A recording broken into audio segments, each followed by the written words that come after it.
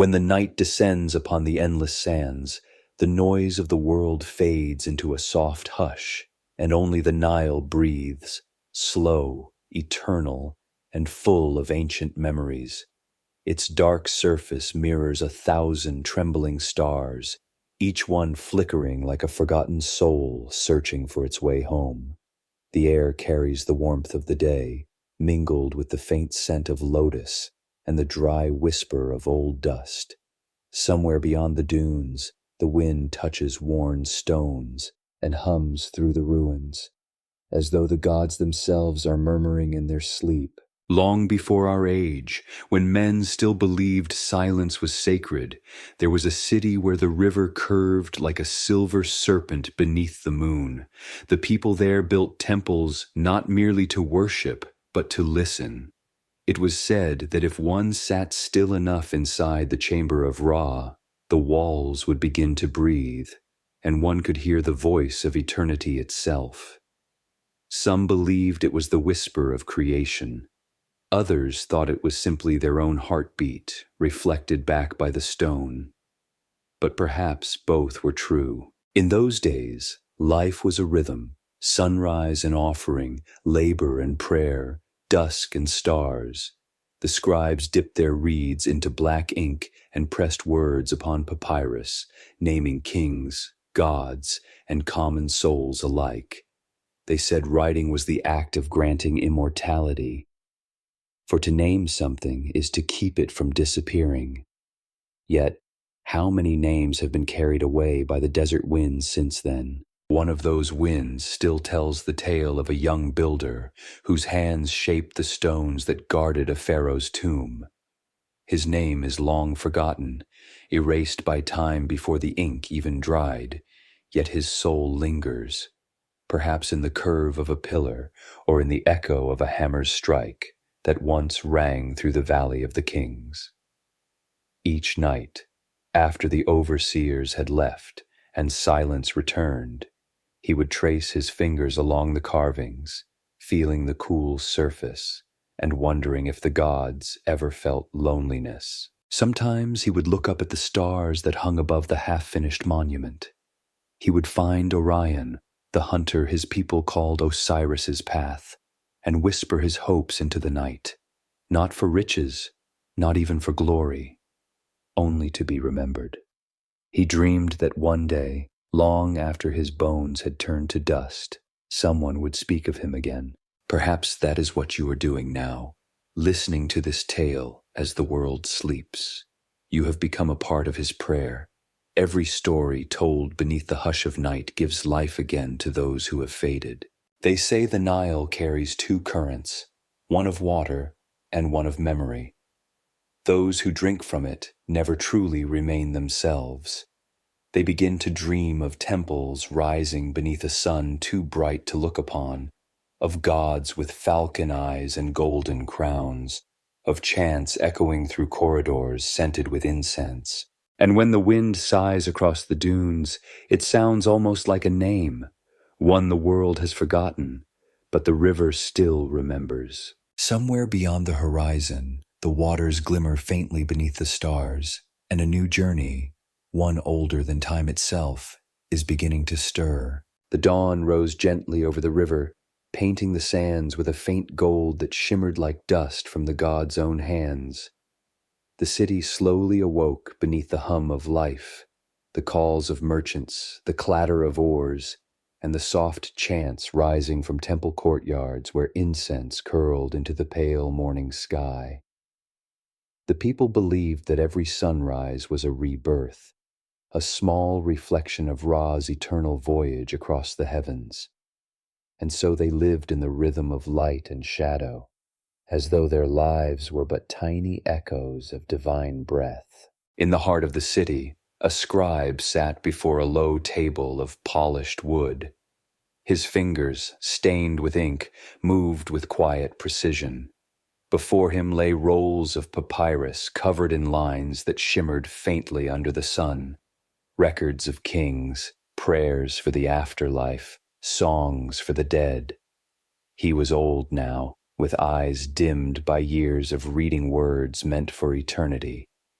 His name was Menef, and he had spent his life preserving the names of others, even as his own began to fade from memory. As he dipped his reed into the ink pot, a strange thought visited him, one that lingered like the shadow of a cloud over water. What if the gods themselves forgot? What if the afterlife, so carefully promised, was only another silence? He looked up at the tall statue of Thoth beside him, the god of wisdom, carved with a face that never changed. "Do you remember them all?" he whispered. "Or have even your thoughts turned to dust?" Outside, the Nile murmured as if in answer, carrying secrets too vast for human tongues. The scribe smiled faintly, for he understood. Some things were never meant to be known, only felt. And there, between the slow turning of papyrus scrolls and the hush of the morning breeze, Menef began to write something forbidden. Not a prayer, not a record, but a story. It was the story of the nameless builder, whose spirit still wandered the edges of the tomb he helped create. He wrote of how the young man carved his dreams into stone, how his heart beat in rhythm with the chisels, how he whispered to the stars when all the world was asleep. The words came easily, as though guided by an unseen hand, and as the story flowed, the air in the chamber changed, cooler, stiller. The flame of a nearby oil lamp flickered, though there was no wind. Menef paused, the reed trembling between his fingers. For a moment he thought he heard the faintest sound, a hammer striking stone somewhere deep beneath the earth. Perhaps it was imagination, or perhaps, through the veil of time, the young builder had heard his story being told. Menef leaned back, exhaling softly. The weight of years slipped from him like sand through open fingers. He looked beyond the open window, where the first boats had begun to glide along the water, their sails catching light like wings, and he wondered if the souls of men, builders, scribes, kings, all traveled upon that same river, finding their way back to the gods. When night returned, he placed the finished scroll inside a small clay jar, sealing it with wax. "Let this one remain," he whispered, "not for glory, but for remembrance." Then, with a slow smile, he pressed the symbol of an eye upon the seal, not the mark of Horus, but his own imperfect imitation. He did not know that thousands of years later, that jar would be found in the ruins of Thebes, and that someone, perhaps someone like you, would listen to the story of a forgotten builder under a sleeping sky. And if you are listening now, tell me, where are you hearing this from? Is it night where you are, or morning by another river? If the story has carried you gently so far, don't forget to follow its voice. Subscribe, so we may continue this journey together through the silent sands and the murmuring waters of time. For even the wind still remembers, and it is whispering again tonight. When twilight returned, the city sank once more into its slow and rhythmic breathing. The river gleamed under the rising moon, and torches began to flicker across the rooftops like fireflies caught between the worlds of men and gods. The air was heavy with the perfume of myrrh, with the quiet hum of prayers that slipped through open windows and drifted into the night. Somewhere within that ancient hush, beneath layers of sand and silence, the young builder's name, the one the scribe Menef had written, began to stir. It was said that words have power, that when a story is told, even the dead awaken to listen. Perhaps it was only myth, or perhaps the boundary between memory and life was thinner than we think. Deep beneath the stones of the valley, in the shadowed corridors where no sunlight had reached in 1,000 years, something began to shift. Dust fell from the carved ceiling, stirred by no wind. A faint tremor passed through the chamber, so gentle that even the cobwebs trembled like harp strings. And there, within the silence, the spirit of the builder, bound not by curse, but by longing began to remember. He saw again the hands that once shaped stone, the sweat that darkened the sand, the distant song of the workers echoing beneath the cliff walls. Yet what came strongest of all was not the labor, but the hope, the dream that someone, someday, would whisper his story aloud. Above, in the living world, the moonlight touched the temple steps, where a group of young priests were preparing for the festival of the dead. Their white robes shimmered like ghostly mist as they carried bowls of oil and jars of honey, offerings for the departed, so that the dead might feast among the stars. The chief priest, his face calm and unreadable, raised his staff toward the heavens and murmured, "May those whose names are lost be found again. May those who sleep beneath the sand awaken in the light of Ra." And for a brief moment, the night seemed to listen. The river hushed. The stars burned brighter. Somewhere far away, a scarab crawled across a cracked tablet, leaving tiny traces in the dust, the symbols of life, death, and eternity. Later, when the festival ended and the people drifted home, a single priest remained behind. He was young, uncertain, and full of quiet questions the temple could not answer. His name was Caim. He had read Menef's scroll in secret, long after the older scribe's death, and its words haunted him like music that would not fade. The story of the nameless builder filled his dreams. Sometimes he thought he could hear the sound of hammering echo faintly through the walls of the temple. And one night, unable to sleep, Caim took a small lamp and descended the narrow stairs beneath the temple. The deeper he went, the cooler the air became, until he reached a sealed doorway covered in dust and carvings. The eye of Horus stared back at him, and the words above it read, "He who seeks the forgotten must remember himself." For a long time, Caim stood there, trembling, torn between faith and fear. Then, with a slow breath, he pressed his hand against the door. The stone was cold, but beneath it he felt something pulse, faint, like the heartbeat of the earth itself. And for the first time, he understood what Menef had meant in his hidden writing. That memory itself is alive. He fell to his knees, whispering into the dark, "If you still wander, show me." The lamp flame wavered, then grew still, and though he could not see it, a soft outline began to shimmer on the wall, the faint shape of a man carved from light and dust. The builder, no longer lost, turned his face toward him, not as a ghost, but as a memory made visible. Caim wept quietly. "You are remembered," he said.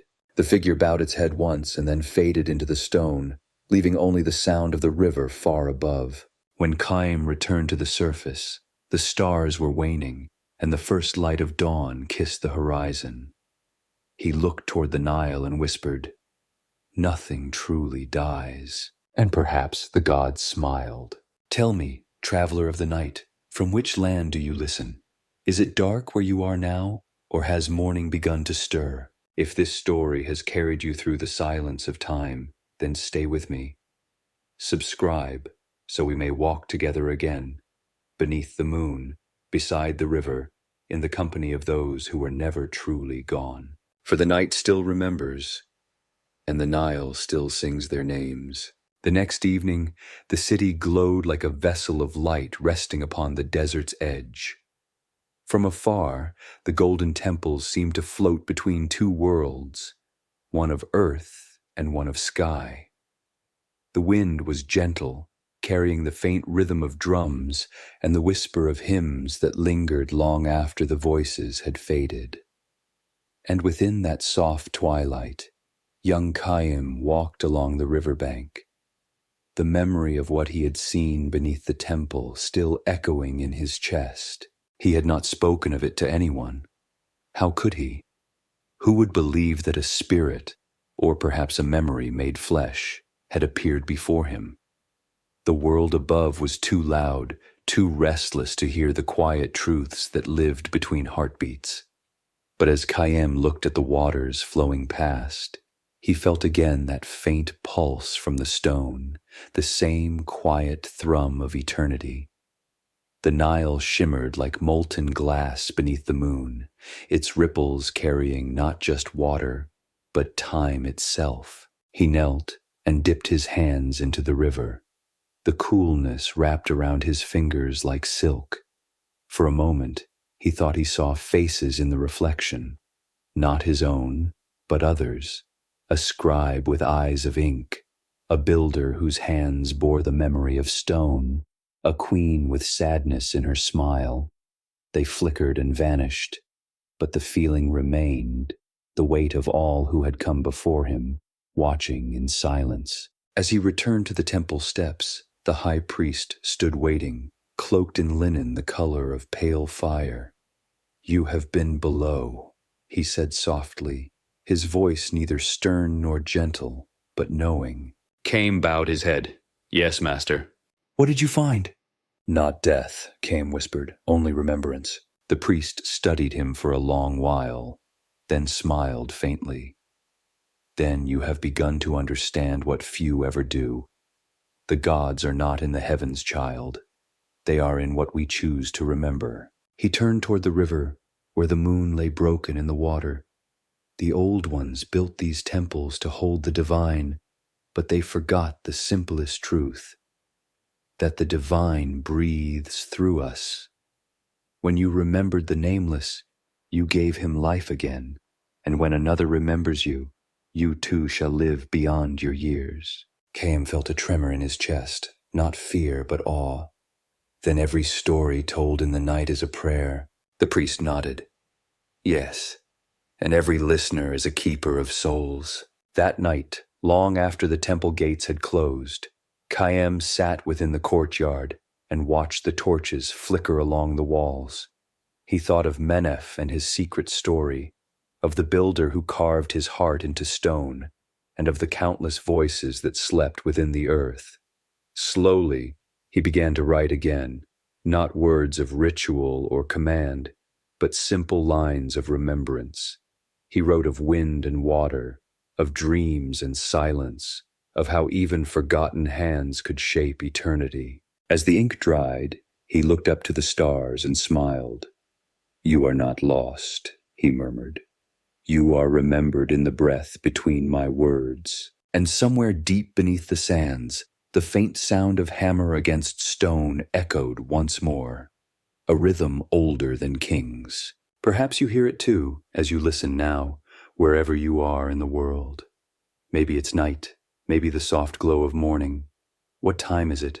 Where you are listening from? If this story has found its way into your quiet hour, let it rest with you. And if you wish to walk further beside these forgotten souls, subscribe.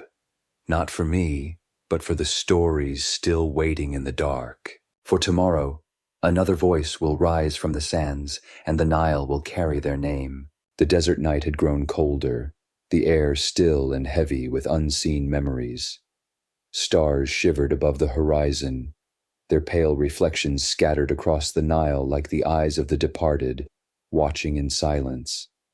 Khayyam sat alone beside the water, his robe drawn close, listening to the soft murmur of the river.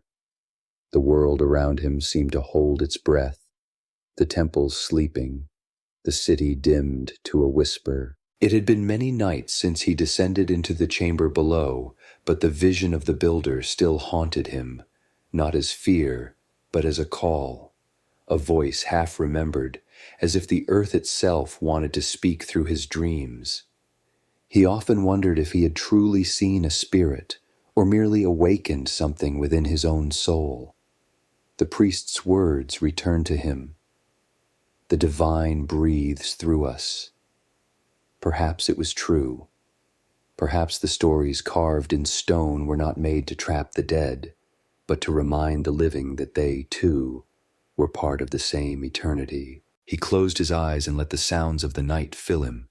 The slow rhythm of water, the rustle of reeds, the cry of some distant bird.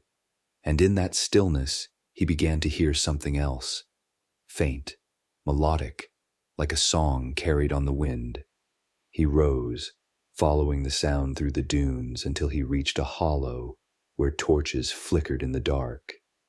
There, a circle of travelers sat, their faces weathered by sun and time. An old woman was singing, a low, trembling tune in a language older than the temples themselves. Her voice carried the scent of dust and incense, of countless generations who had sung before her. The travelers turned as Khayyam approached, but the woman only smiled. "Come, child of the temple," she said. "The sand has been waiting for you." He sat among them, unsure how she knew his name, or perhaps she didn't. Perhaps in the language of the desert, names were unnecessary. The woman's song faded, and she began to speak, her words soft as falling ash. "Do you know what happens to the wind when it forgets where it came from?" Khayyam shook his head. "It becomes still," she whispered, "and stillness is death. But when the wind remembers, even for a breath, it moves again, and life returns to all it touches." She reached into a small leather pouch and drew out something wrapped in cloth. When she unfolded it, Khayyam saw a fragment of stone, smooth and pale, carved with the faint outline of an eye. "This," she said, "was found after the flood. It bears no name, no mark of any king. Yet those who hold it in silence say they dream of a man shaping stone beneath the stars." Khayyam felt his heart tremble. The eye. It was the same as Menef's seal, the same that marked the story of the builder. "How did you find it?" he asked, his voice barely a breath. "The river brings back what time forgets," she replied. "You see, young one, the past does not sleep.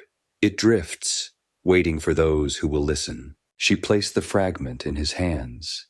It was cool to the touch, and as he traced the carving with his fingers, the song of the Nile grew louder, not outside, but within him, pulsing like a heartbeat. When he looked up again, the woman and the travelers were gone.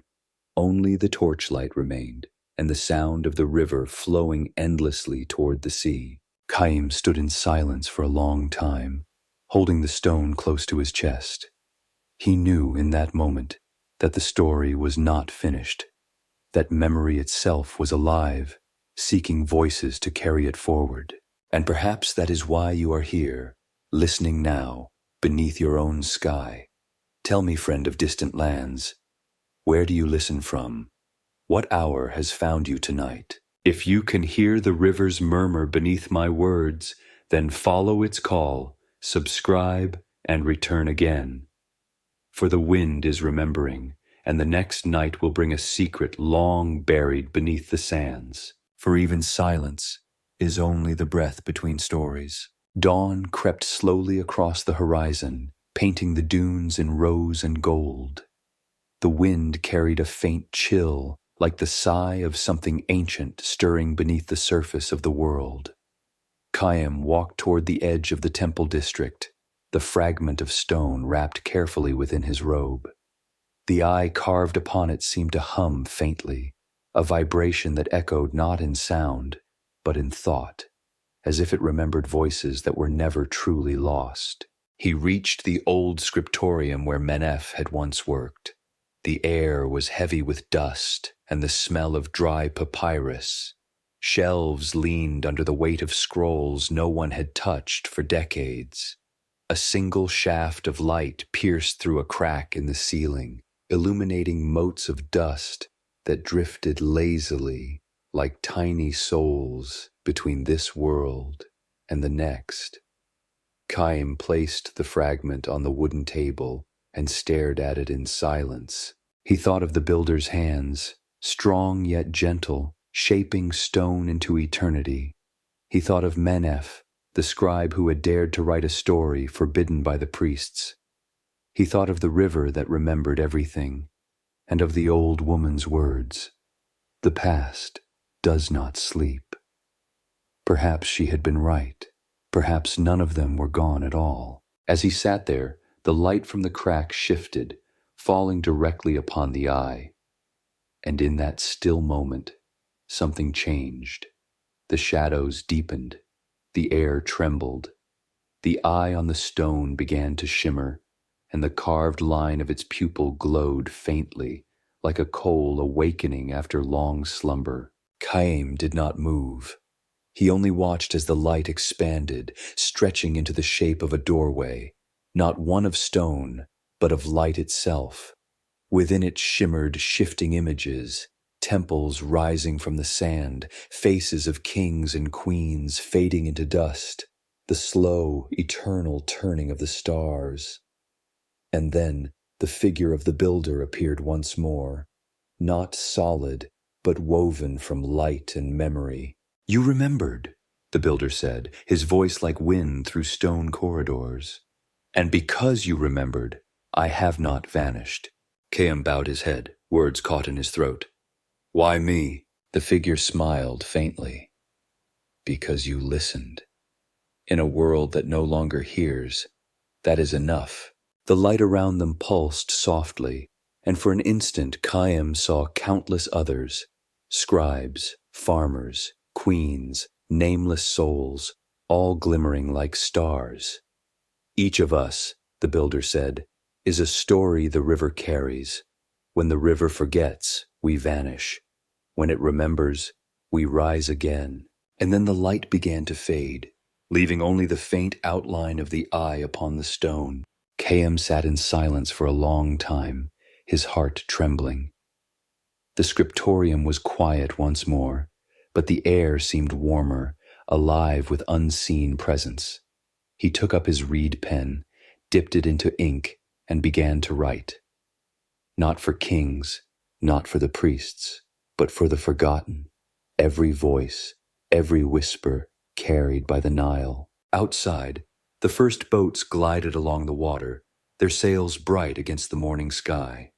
Children laughed somewhere in the distance, unaware that the old gods had stirred again. And perhaps if you listen closely now, you can still hear that soft hum, the memory of a name half buried in sand, waiting to be spoken once more. The sun climbed higher, spilling gold upon the river.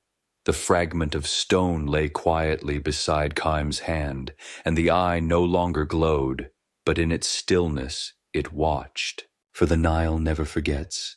It only waits for the next story to awaken. And somewhere beyond the dunes, in the silence where the wind sleeps, something, or someone, begins to stir once more. The nights that followed were different. The wind no longer howled across the dunes as it once had. Instead, it seemed to move with a rhythm, almost like breath, steady, patient, alive. Chaim could feel it when he walked through the temple halls or knelt beside the river at dusk. The city itself had grown quieter, as though the stones had begun to listen. Each evening, he returned to the scriptorium, unrolling new sheets of papyrus to continue what he called the Book of Remembering. He wrote not in the formal tone of the priesthood, but in the language of dreams. He wrote about the builder's hands, the whisper of the Nile, the eternal gaze of the eye. And as his words filled the pages, the air grew thick with something unseen, the weight of presence, the hum of old souls hovering just beyond sight. Sometimes, when the ink dried and he leaned back in exhaustion, he would catch a glimpse of movement in the corner of his vision. A flicker of gold, a shimmer like heat on sand. Once he thought he saw Menef himself, standing by the table, his hands clasped behind his back and a faint smile on his lips. But when Chaim turned, the space was empty, and only the scent of old papyrus lingered. Still, he knew he was not alone. Then, one night, as he wrote by lamplight, the flame began to bend toward the window, as if pulled by the wind. Outside, the stars seemed brighter than usual, sharp, near, almost trembling. The Nile gleamed like liquid silver, and a faint mist rose from its surface. Chaim felt an ache in his chest, an ancient sadness that did not belong to him. He followed the pull and stepped outside, carrying the stone fragment with the eye engraved upon it. The city was asleep, but the river called. He walked down to the shore, barefoot, the sand cool beneath his feet. There, standing by the water, was a figure draped in linen, its form soft and translucent under the moon. It was not the builder this time, but a woman, tall, serene, her eyes dark as the night sky. Her arms were crossed like the statues of queens, and around her neck shimmered a faint golden collar shaped like the wings of Isis. "You write their names," she said softly, her voice like the rustle of papyrus in a quiet room. "But do you write your own?" Khayyam bowed his head. "I am not worthy to be remembered among them." The woman stepped closer, the sand untouched by her feet. "All who remember are worthy," she said. "The gods listen through you now. Every line you write is a bridge between the worlds." Her eyes turned toward the horizon, where the first hint of dawn glowed faintly. "But the bridges must be tended. Do not let the living forget the dead, and do not let the dead forget the living. Both are bound by the same river." Calm wanted to speak, but the words fell away as she lifted her hand toward him. In her palm shimmered a single grain of sand, glowing like a tiny star. "When this light fades," she whispered, "carry it to where the river meets the sea. There, you will see what memory becomes when it is set free." Before he could answer, she was gone, dissolved into mist, her reflection lingering upon the water like a final breath. The wind stirred again, warm and full of voices. It rippled through the reeds and up the temple steps, whispering words too old to be understood, but too beautiful to forget. Khayyam stood beneath the paling sky, holding the glowing grain of sand, his heart both heavy and at peace. The river murmured softly beside him, as if urging him onward. He knew what he must do. When the sun rose, he would begin his journey downstream, to the place where the Nile kissed the sea, where the stories of gods and men dissolved into one eternal current. And so, as dawn bloomed across the desert, Khayyam walked away from the sleeping city, carrying memory itself in his hand, while behind him, in the shadows of the temples, the statues seemed to breathe again. Their stone eyes shimmered faintly, as if watching him depart, and perhaps silently blessing his path. For the story of Egypt is not told in the tongues of men alone, but in every whisper of sand, every ripple of the river, every breath drawn beneath the eternal sky. And somewhere far ahead, beyond the bend of the Nile, something waited, old, patient, and remembering. The river was wide now, and the air smelled faintly of salt. Days had passed since Khayyam left the city of temples, and still he followed the Nile's endless curve. Sometimes he walked along the banks, feeling the sand crumble beneath his steps. Other times he rode on small fishing boats that drifted quietly downstream, guided by men who spoke little but sang to the water in tones as old as the reeds themselves. They called him the Pilgrim of Memory, and though he did not understand how they knew, he never corrected them. Each night he slept beneath the open sky, listening to the distant cry of birds and the soft lapping of waves against the shore. The eye-stone rested near his heart, bound in a strip of linen that once belonged to Menef's robe, and within his palm he carried the tiny glowing grain of sand the woman had given him. It pulsed faintly at times, a quiet heartbeat, a reminder of his purpose. The river changed as he moved north. The air grew heavier, the color of the water deepened, and strange reeds with purple blossoms began to appear along the edges. Villages passed in silence, fishermen hauling their nets, children waving from dusty banks. Some bowed their heads when he passed, as though sensing something sacred walking among them. At dusk one evening, the boatman who ferried him that day spoke for the first time. His voice was rough, old, yet kind. "You follow the river," he said, "but do you know what waits at its end?" Khayyam looked out across the water where the horizon glowed faintly gold. "The sea," he answered. The man smiled. "Yes, but not only the sea. Beyond where the river loses its name lies the mouth of the gods. The old ones said every soul must pass there to be weighed, not by judgment but by remembrance." Chaim nodded, his eyes distant. "Then I go where all memories go." That night, they made camp by a cluster of date palms. The boatman slept early, but Chaim remained awake, sitting by the fire and gazing into the small flame. The stone fragment beside him caught the light, and for a moment it seemed to shimmer again, not with brightness, but with depth, as though the eye looked back into him. He thought of the builder and Meneph, of the priest's words, of the nameless queen who had appeared by the water.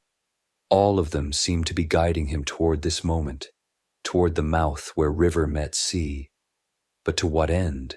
The fire hissed softly as the wind shifted, and then, faintly through the night air, he heard a voice, low, distant, familiar. "Chaim." He froze. The sound came not from the air, but from within him, resonating like a memory being spoken aloud. Chaim, do you still remember us? The voice of the builder. "I do," he whispered. "I carry you with me." The night fell utterly still, and for a heartbeat, the desert seemed to listen. Then the fire dimmed, and the glowing grain of sand in his hand flared once, bright, almost blinding. When the light faded, the fire was gone, and the sky above him shimmered with stars that seemed impossibly close. He rose slowly. The boatman still slept, untouched by whatever had passed. But the river had changed. The water now reflected not just the stars, but shapes moving within it, vast and silent, like the memories of gods themselves drifting beneath the surface. Chaim whispered into the darkness, "I am coming." The river answered with a sigh that might have been wind, or perhaps something far older, a breath from before time began. When dawn came, he found the grain of sand in his hand had turned to gold. The eye stone, too, felt lighter, as though it had shed the weight of centuries. He knew now that he was close. By the time the sun touched its zenith, the smell of salt thickened in the air. The sound of waves rose in the distance, slow, rhythmic, endless. The Nile was nearly at its end, and somewhere beyond the horizon, where the river lost its name, the mouth of the gods waited, silent, gleaming, alive. Chaim closed his eyes and whispered a prayer not to be heard, but to be remembered. And the wind, gentle and eternal, carried his words away, toward the sea that remembers everything. The sound of the sea was unlike the river, deeper, older, unending. It did not murmur as the Nile did. It roared softly, like the breathing of some immense creature that had been sleeping since the dawn of time. When Chaim reached the place where the two waters met, he stood motionless, his robe fluttering against the wind. The horizon stretched wide and pale before him, the line between water and sky so faint it seemed the world had no edge at all. The locals called it Per Neteru, the mouth of the gods. They said it was where all rivers of the world surrendered their memories, and where the souls of the forgotten were carried into the eternal sea. Here, the air shimmered with salt and unseen voices. The tide moved as if obeying not the moon, but something greater. Chaim stepped into the surf, feeling the cool water wrap around his feet. The golden grain of sand, still glowing faintly, rested in his palm. He looked down at it, so small, so fragile, and yet within it pulsed the rhythm of every name he had ever written, every prayer whispered by the dead. He waded deeper until the water brushed his knees. The sea was cold, almost electric, and the waves seemed to whisper in languages too ancient to understand. He closed his eyes and let the sound fill him, a choir of voices, countless and tender, rising from beneath the waves. For a moment, he thought he heard them speak his name. "Chaim, The wind lifted around him, swirling sand and salt into a single breath. He raised the grain high above his head. "I return what was given," he said, his voice trembling but sure.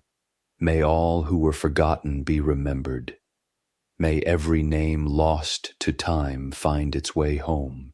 As the words left him, the grain of sand dissolved in his palm, its light expanding outward like ripples upon still water.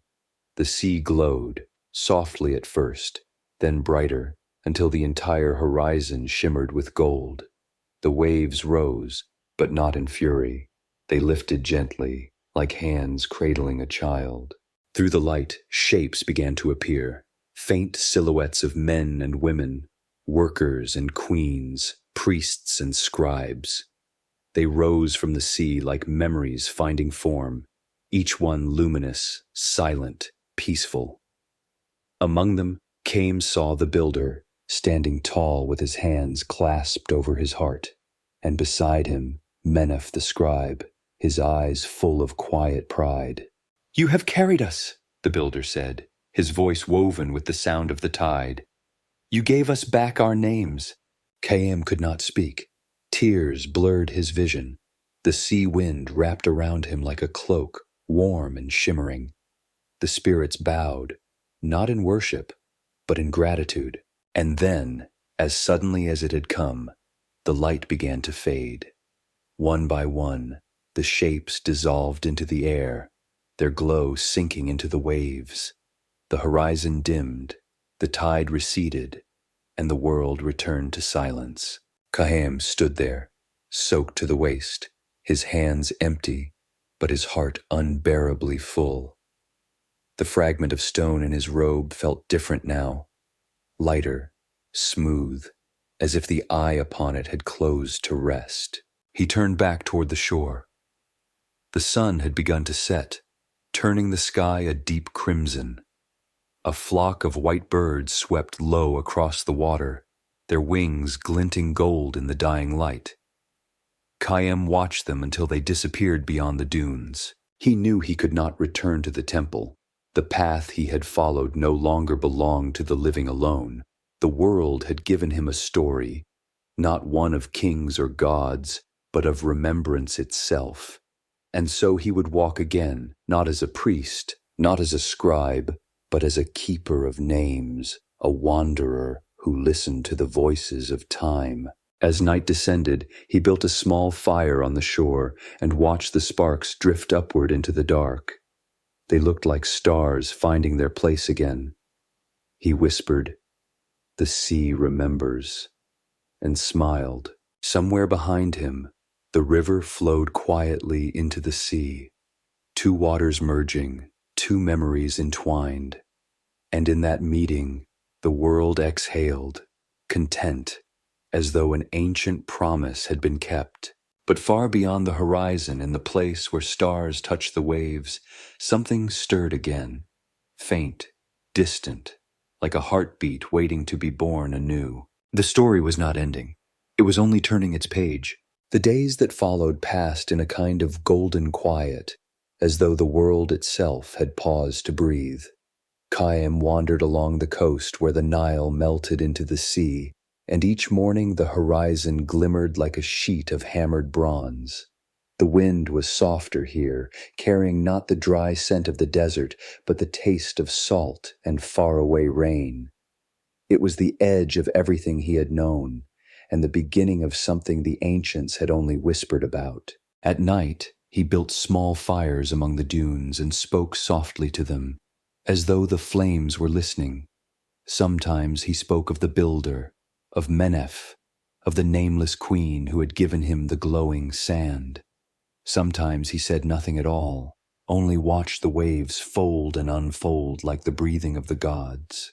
The eye stone rested near his side, still faintly warm. Since the night at the mouth of the gods, it had changed. Its carved pupil now held a faint line of blue light, as if it had taken a piece of the sea within itself. When he held it up to the stars, it seemed to reflect constellations that did not yet exist. On the fourth night, as he drifted between waking and sleep, He dreamed he was walking along the river of the dead. The water glowed beneath his feet, and voices called out from the depths, soft, patient, endless. Among them, he heard one that was different, younger, human, trembling with awe. "Chaim," it said, "you are not alone." He turned, and before him stood a boy, barefoot, thin, his eyes bright with the wonder of someone who had just stepped into eternity. He carried nothing but a small reed in his hand. "Who are you?" Chaim asked gently. The boy smiled. "I was the apprentice who cleaned Menef's brushes. I watched him write, though I never learned his words. But when the flood came, I kept one scroll safe. It was yours, the Book of Remembering." Chaim stared in silence. "Then you lived after me?" The boy nodded. "For a time. The temple fell, the city changed, but your book remained. I copied it again and again, so no sand could bury it. And now, others tell it by firelight, just as you once did." Chaim's breath caught. "Then the story lives?" "It always did," the boy whispered. "It only needed a listener." And before Chaim could speak again, the dream dissolved, the water turning to sky, the boy's face to starlight. He awoke with tears drying on his cheeks. The sea lay calm before him, a mirror of pale blue stretching into infinity. The tide had carried his footprints away, as though erasing the path of a man now part of the story himself. He rose and walked to the water's edge, the eye stone held against his chest. "Then let it continue," he said softly. "Let it flow where memory wishes." He placed the stone into the surf. For a moment it floated, catching the sun's reflection like a shard of the heavens, and then it sank, disappearing into the deep with hardly a ripple. The sea was silent afterward, but Chaim felt it, a new current beneath the surface, as if the water had learned his name. He smiled faintly, knowing the story would carry on, passed from one listener to another, from one dream to the next. And as the sun fell behind the dunes, he whispered the last line of his unwritten book. "Everything remembered is eternal." That night, as the stars gathered overhead and the tide sang softly in the dark, a group of travelers far inland sat by a fire. One of them opened an old scroll, the edges worn thin by time. Its ink had faded, but the words still breathed. He began to read aloud. "There once was a builder who whispered to the stones, and the stones whispered back." And so, beneath another sky, the story was born again, carried not by wind or water, but by the hearts of those who still remembered. The desert slept, the sea dreamed, and in the spaces between, memory kept its gentle vigil, waiting for the next voice to listen. The wind had grown cooler by the time Chaim turned inland again, leaving behind the meeting of river and sea. He walked alone through the low dunes, the sky stretching endlessly above him, washed in pale morning light. Behind him, the sea sighed with a sound like distant memory, the soft farewell of something that never truly leaves. Every few steps he would look back, as though afraid that if he turned away too long, the horizon might forget him. But the sea does not forget. It never does. Days passed, and the silence of the desert began to speak again. The soft hiss of sand shifting underfoot, the murmur of wind curling through ruined stone. He came to a place where once there had been a city, or perhaps only a shadow of one. Pillars leaned like tired sentinels, and broken statues stared blindly toward the rising sun. In one corner, half buried beneath the dunes, stood what remained of a doorway carved with the eye. He brushed the sand from its edges and smiled faintly. "It seems," he whispered, "that memory grows even here." He sat among the stones and rested, closing his eyes. In the stillness, he felt the warmth of the sun sink into his skin, and with it, a strange peace. His journey no longer felt like a burden, nor even a duty. It was something simpler now, as if he were merely walking through the heartbeat of the world, hearing its slow, ancient rhythm in every gust of wind. As twilight began to gather, a caravan appeared from the east, moving like a dark ribbon across the horizon. When they reached him, the travelers greeted him with quiet curiosity. They were traders, carrying spices, copper, and papyrus bound in leather. One of them, a young woman with amber eyes, asked where he was bound. "I am bound nowhere," Kame said. "I follow the stories that the sand remembers." She smiled. Then perhaps the sand has guided you to us. Tonight, we tell the story of the first wind. Would you share your fire? And so, as night fell, they built a circle of flames beneath a sky full of stars. The traders told their tales of spirits that walked between dunes, of stars that spoke to those who wandered too far. When it was Chaim's turn, he spoke of the builder and the river, of Menef and the sea, of the nameless queen who gave him light.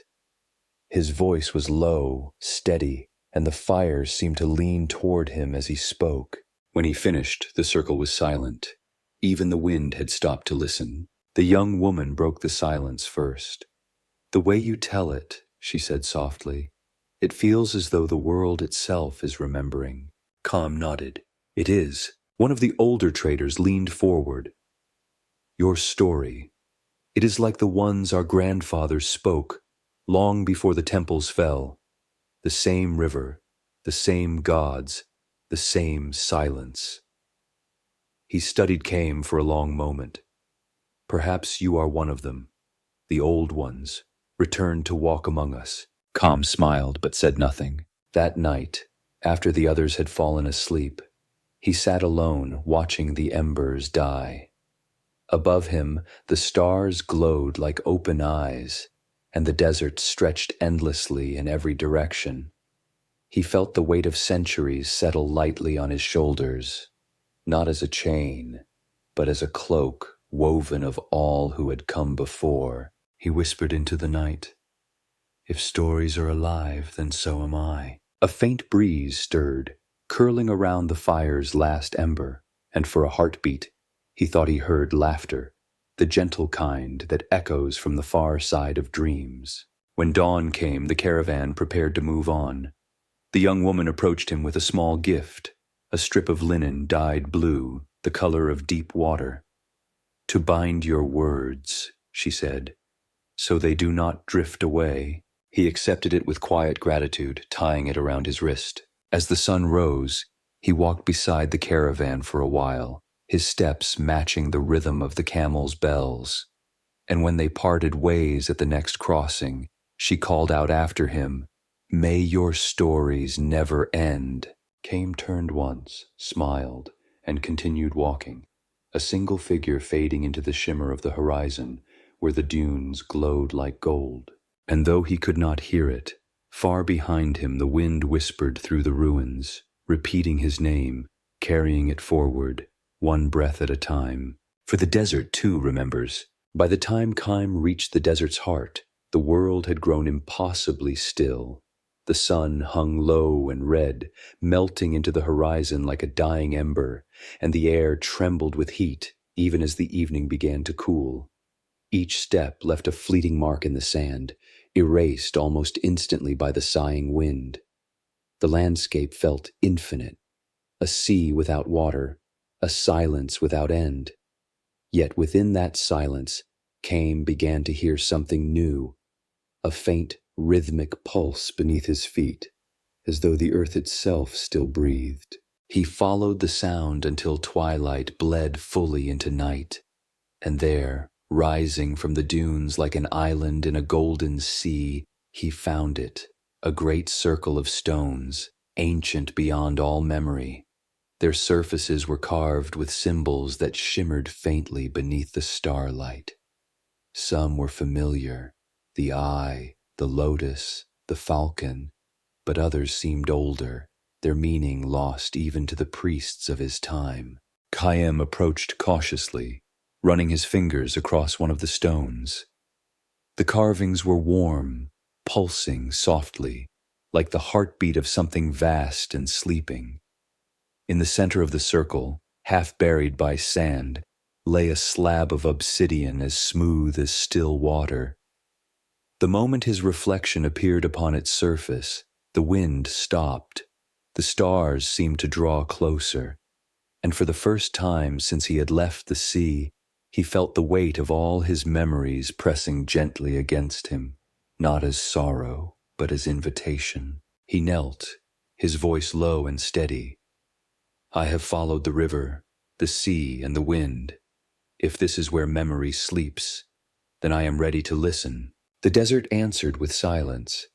Then softly, impossibly softly, the obsidian surface began to ripple, and a voice, deep as the earth, rose from it. You have carried remembrance far, child of words. Khayyam bowed his head. I am no longer a child. I am old with stories. Then you have learned what even kings forget, that stories outlast the hands that write them. The surface shimmered, and images began to form, cities rising, temples burning, rivers changing their course. Generations passed like shadows, each leaving a trace, a whisper. The world forgets, but memory remains, the voice said.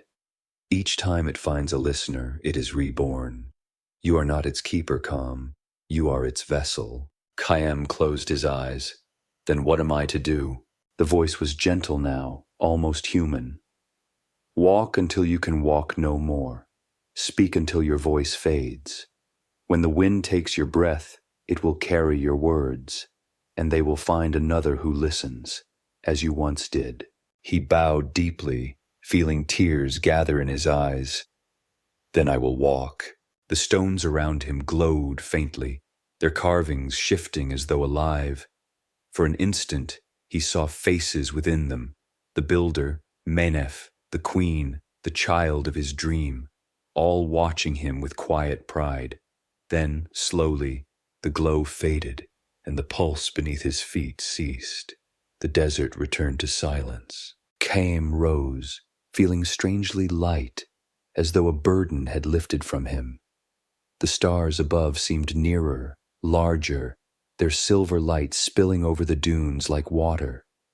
He walked beyond the circle of stones, the night wind brushing gently against his face, whispering through the folds of his robe. And as he went, he began to speak, softly, to no one and to everyone. He spoke of the river that remembers, of the scribe who wrote for the forgotten, of the queen who gave light, and the builder whose soul was carved into the heart of stone. His voice flowed into the darkness, and the wind caught it, carrying it across the desert, over sleeping villages, across the sea, into dreams. Somewhere, far away, a child stirred in sleep, hearing a story without knowing from where it came. And in that moment, memory lived again. The stars shone brighter, the wind grew warmer, and the desert, vast, ancient, alive, began to hum softly, like a lullaby sung by time itself. Khayyam smiled as he walked beneath the endless sky. He no longer feared the silence. He knew now that the silence was listening. The nights began to blend together after that.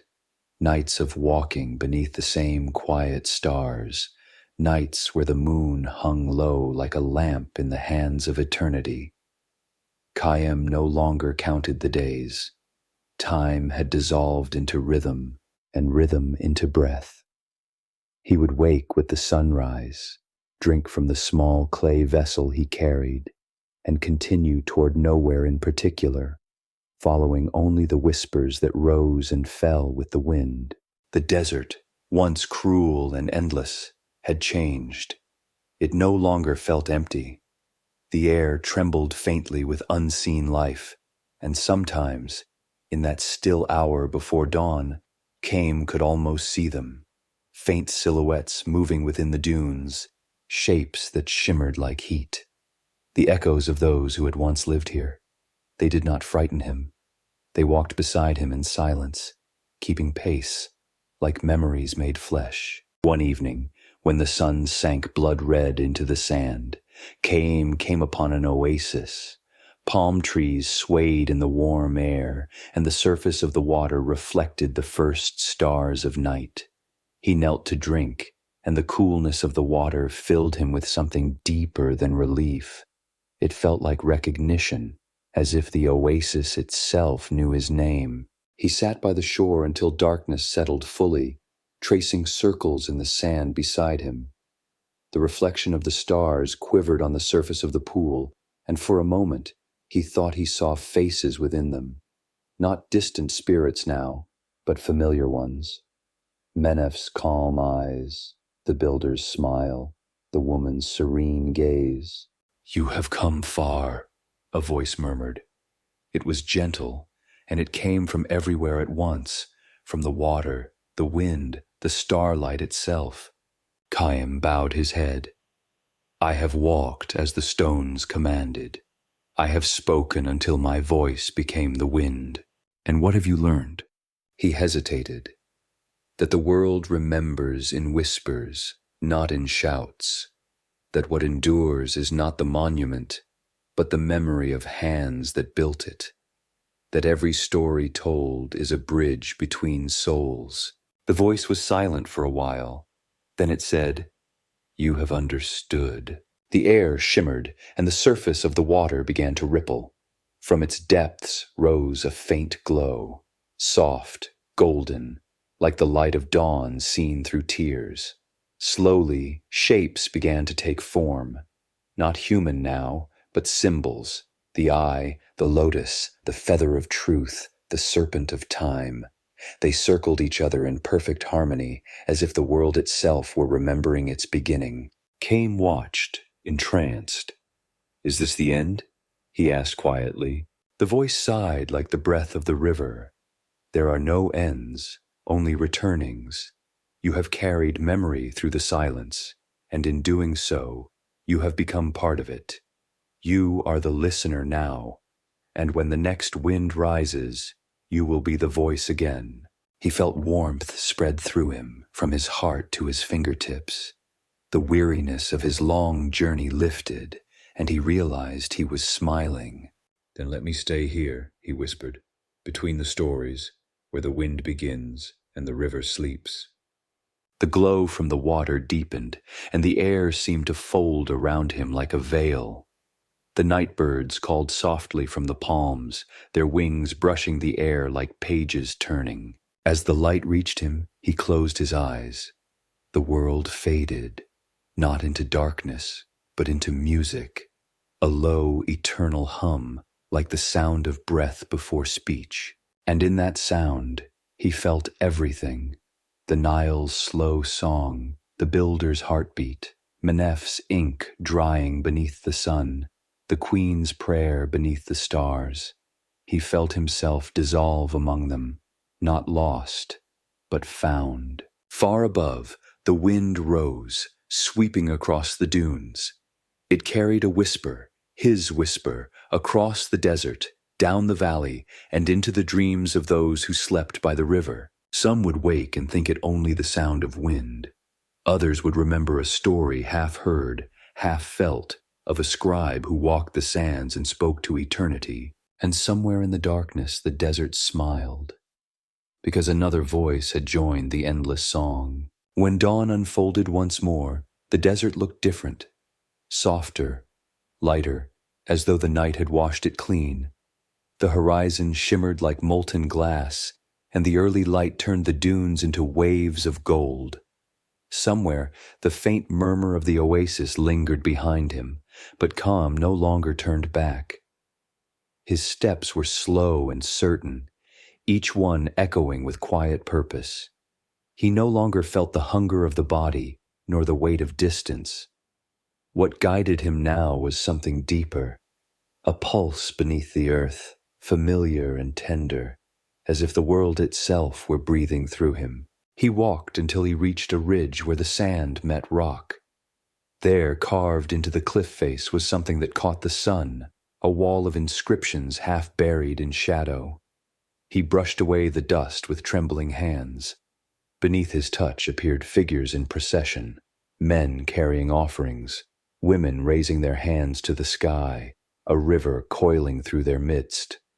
At the very center of it all, one figure stood alone, a man holding a reed pen, his face tilted upward toward the sun. Calm's breath caught. The carving was worn, the name beneath it nearly gone, yet he knew. It was him. He knelt before the wall, his fingers tracing the faint lines of his own likeness. Whoever had carved it must have known his story, or perhaps, he thought, the stones themselves had remembered and carved it on their own. A quiet laugh escaped him, half wonder, half disbelief. "So this is how memory writes itself," he murmured. As he spoke, a shadow fell across the wall, soft and wavering, like a curtain of light. From within that glow emerged the builder once more, his form woven from dust and flame. His face was calm, and his eyes reflected the rising sun. "You have walked far," he said. Calm bowed his head. "And I would walk farther still, if there were more to remember." The builder smiled faintly. "There is always more, but the river flows in circles. What departs will one day return." They stood together in silence. The desert wind brushed past them, carrying the scent of stone and distant water. "What happens now?" Khayyam asked. The builder's gaze lifted toward the horizon. "You rest, and the story continues without you. Others will walk where you walked. They will speak your words without knowing your name. That is how the world remembers, not through monuments, but through echoes." Khayyam nodded slowly, the weight of the truth sinking in. He turned once more to the carving, running his hand across the faint lines of his name. "Then let it fade," he said softly. "Let my name be carried by the wind, so it might find new ears." The builder stepped closer, placing a hand over Khayyam's heart. "It already has," and then he was gone, not vanished, but dissolved, like sunlight on water. The air shimmered for a moment, and the silence that followed felt alive. Khayyam sat by the wall until evening. The sky turned amber, then violet, then a deep, eternal blue. He felt no fear, no loneliness, only gratitude for the river that remembered, for the stories that refused to die, for the endless chain of voices whispering through the ages. When the first stars appeared, he lay down upon the sand, his head resting against the earth. He could hear it again, that faint hum, the same rhythm he had followed for so long.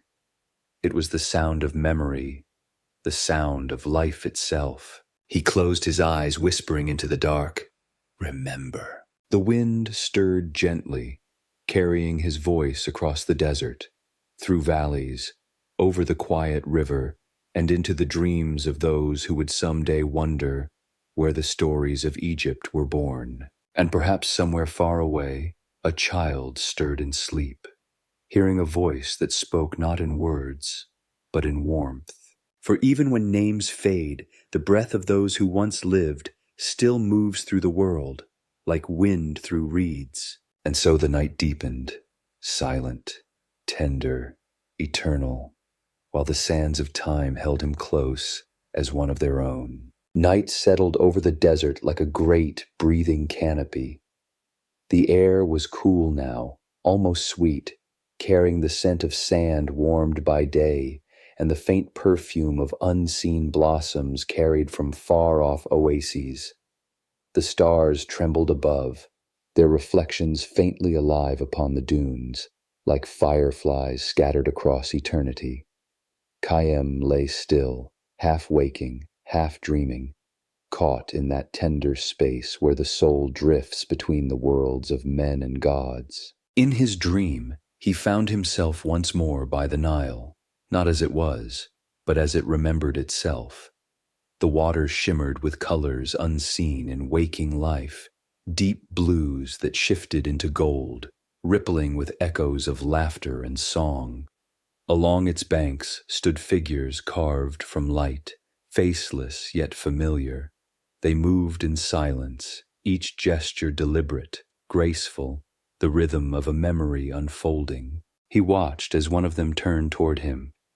It was Menef, his old teacher, smiling the same quiet smile Chaim remembered from youth. "So, the river has brought you back," the scribe said, his voice like the rustle of papyrus. Chaim nodded. "It never let me go." Menef's eyes softened. "It never does. The Nile carries more than water. It carries what cannot be buried: love, longing, the will to be remembered." He reached into the current, letting the shimmering water run through his fingers. "Every time someone speaks a story, it becomes a drop in this river, and the river never ends." Chaim gazed at the flowing surface, feeling its pulse through him. "Then what am I now?" Menef smiled faintly. "You are what I once was, a keeper of what must not be lost. The river spoke through me once, as it speaks through you now. It will choose another when your breath joins the wind." He hesitated, then asked softly, "And what of you, old friend?" "I am where I have always been," Menef answered, "between ink and silence."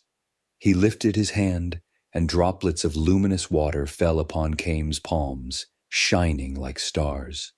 "When you wake, they will be gone, but you will know where to go next." The dream dissolved like mist under sunlight. Chaim awoke with dawn's first blush warming his face. The desert was silent, except for the faint sigh of the wind tracing lines across the sand.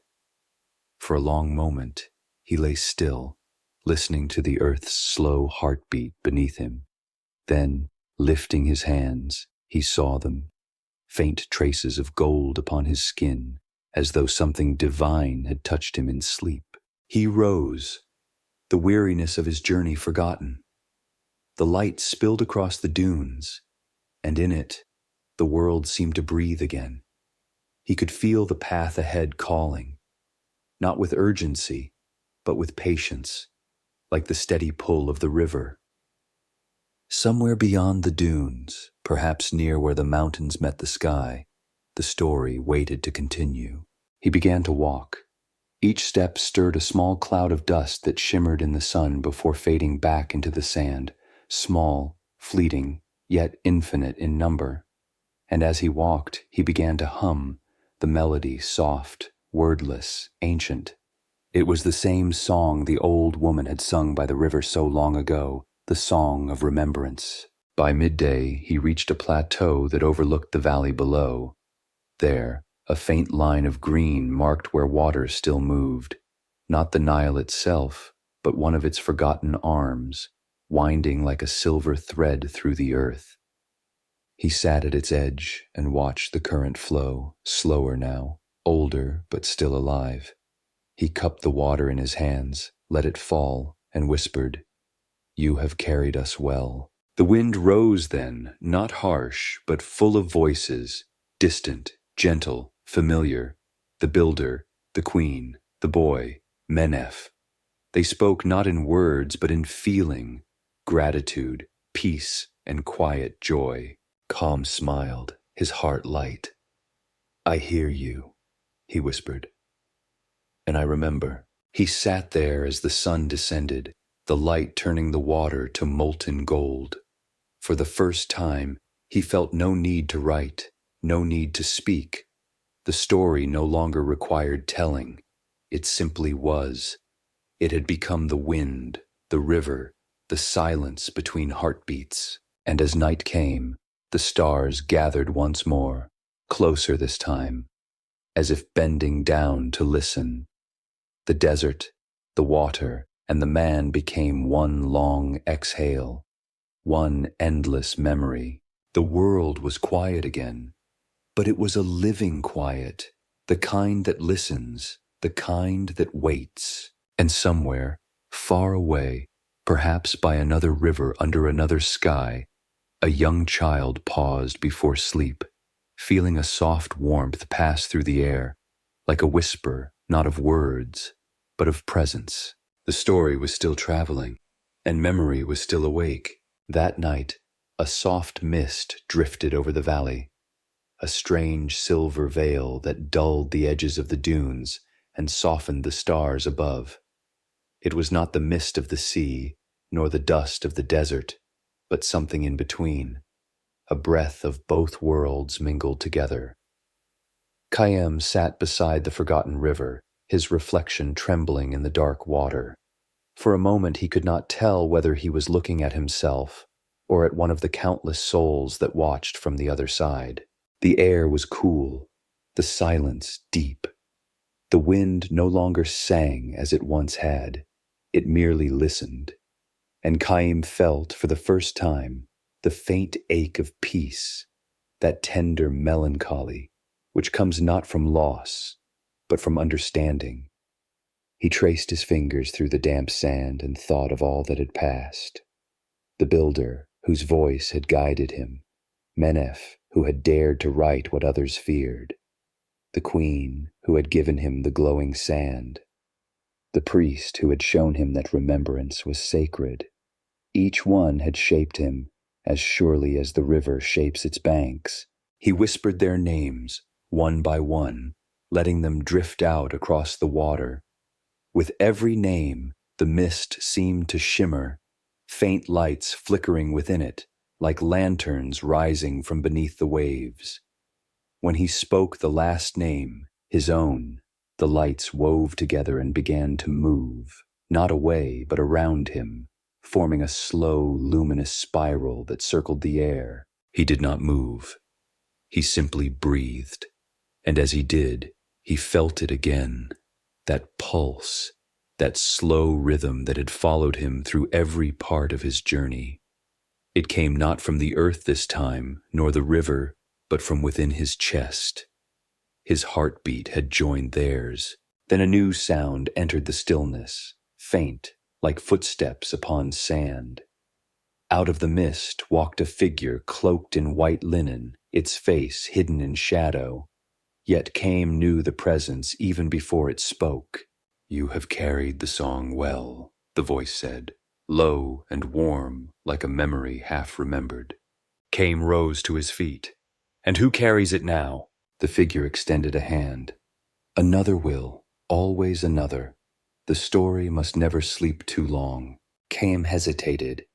Then, "My part is over?" The figure smiled, or perhaps the air itself smiled through it. "No part ever ends. You are a thread in the cloth. When one fades, another gleams. You are both the listener and the echo." He looked at the hand before him. Light pulsed faintly at its edges, as if woven of starlight and sand. "Where does the river go when it ends?" he asked softly. The figure's voice became a whisper. "It does not end. It only becomes sky." And then the mist lifted, the air grew clear, and the figure was gone. In its place, the wind moved again, soft, musical, alive. Khayyam sank to his knees, his heart steady, his eyes full of stars. He scooped a handful of water and watched it fall through his fingers, each drop catching a fragment of moonlight before vanishing into the current. When he rose, he did not walk north or south. He simply followed the wind. It led him across the sand, through old valleys where forgotten shrines slept beneath the earth. The stars shifted above him as he walked, and the world began to blur between waking and dream. He came at last to a high dune overlooking a vast plain. Below, he saw scattered fires, travelers' camps, their tiny flames flickering like constellations on the ground.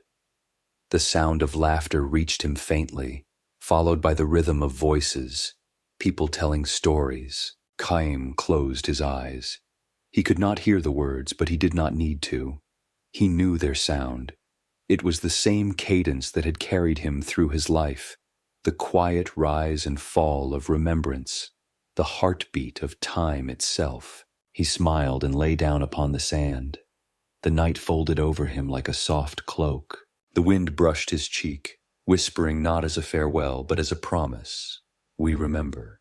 And as sleep took him, the stars seemed to draw nearer, their light gentle and unblinking, as though the heavens themselves were listening. Far away, in another camp by another fire, a storyteller began to speak. His voice was low and calm, telling of a man who once walked the desert with memory in his hands. And in that voice, in that moment, Caim lived again. The wind sighed across the dunes, carrying the story onward. The wind rose before dawn, not fierce, but full of life, moving through the dunes like a slow, waking breath. The sand shimmered faintly under the first trace of morning light, and the stars faded one by one until only the pale glow of the horizon remained. Beneath that widening sky, Caim still lay upon the sand, his body half covered by drifting grains. He slept deeply, peacefully, as though the desert itself were keeping watch. The sound of voices came with the wind, distant at first, then nearer. A group of travelers approached from the east, their silhouettes long and slender against the morning sun. They were merchants, their camels laden with copper and grain, their faces wrapped in linen against the dust. One of them, a young boy, saw Caim first. He ran ahead, calling softly to the others. When they reached him, they thought for a moment that he was gone. But then Caim stirred, his eyes opening slowly, calm and unafraid.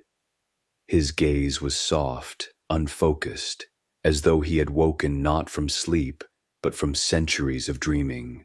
"Are you lost, father?" one of the men asked. Caim smiled faintly. "No, only resting where the wind stopped to listen." They helped him to his feet and offered water. He drank slowly, and when they asked where he was bound, he said, "Wherever the story needs to go." The merchants exchanged quiet glances, but said no more.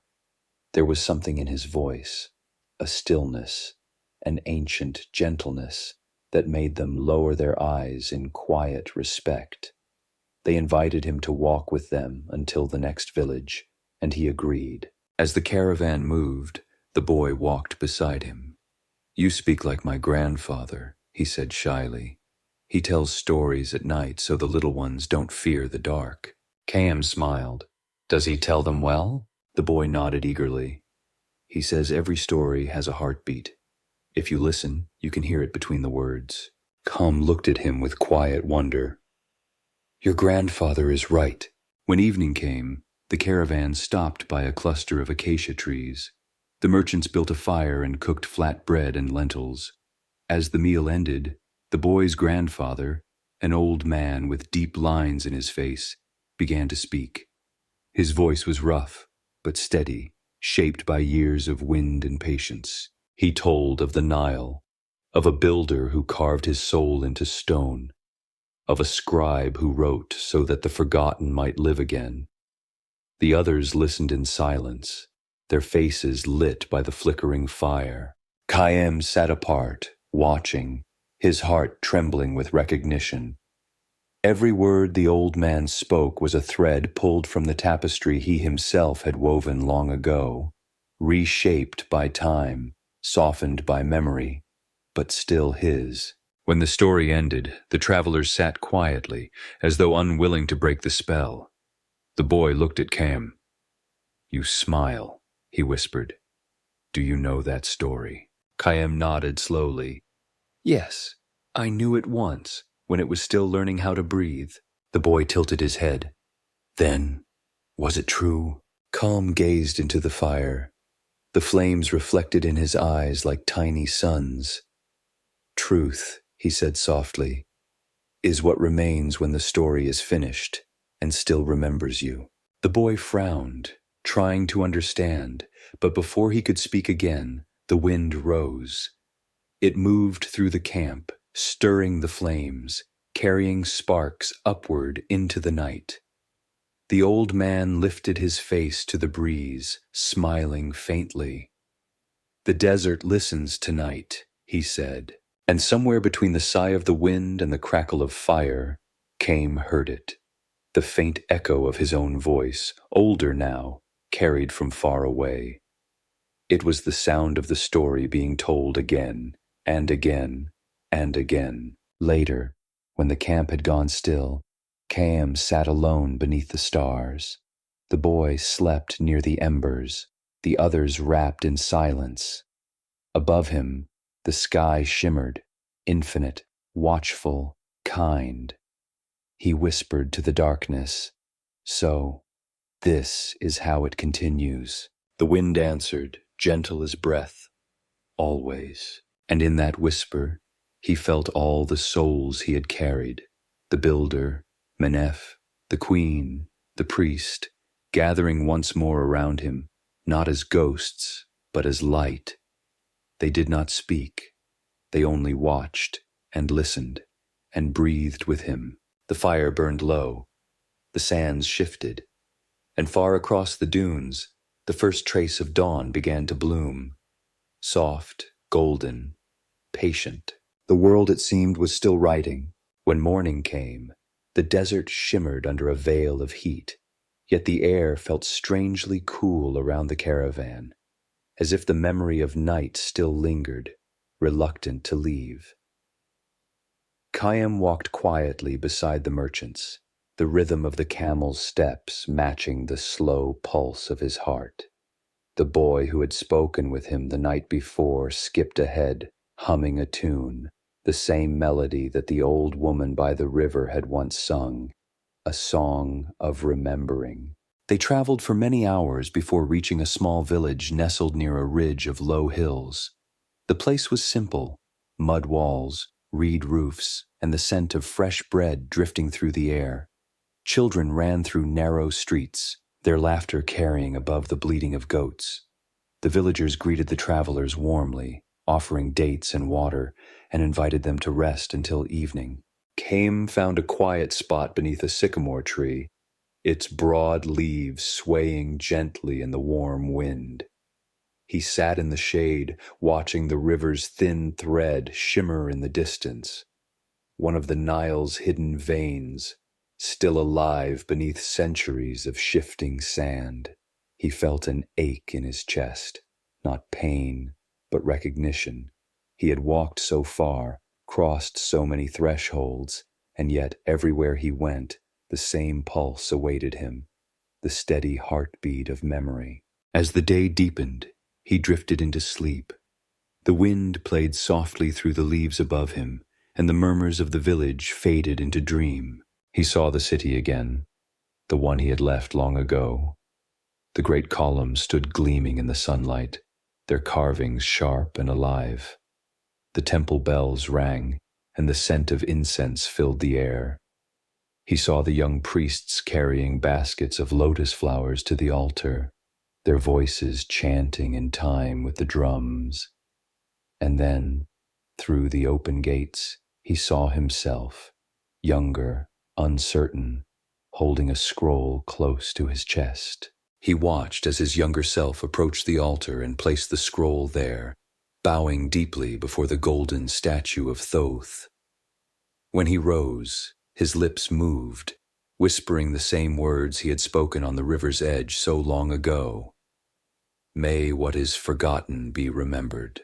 But then something changed. The temple around him flickered, fading, rebuilding, shifting through time.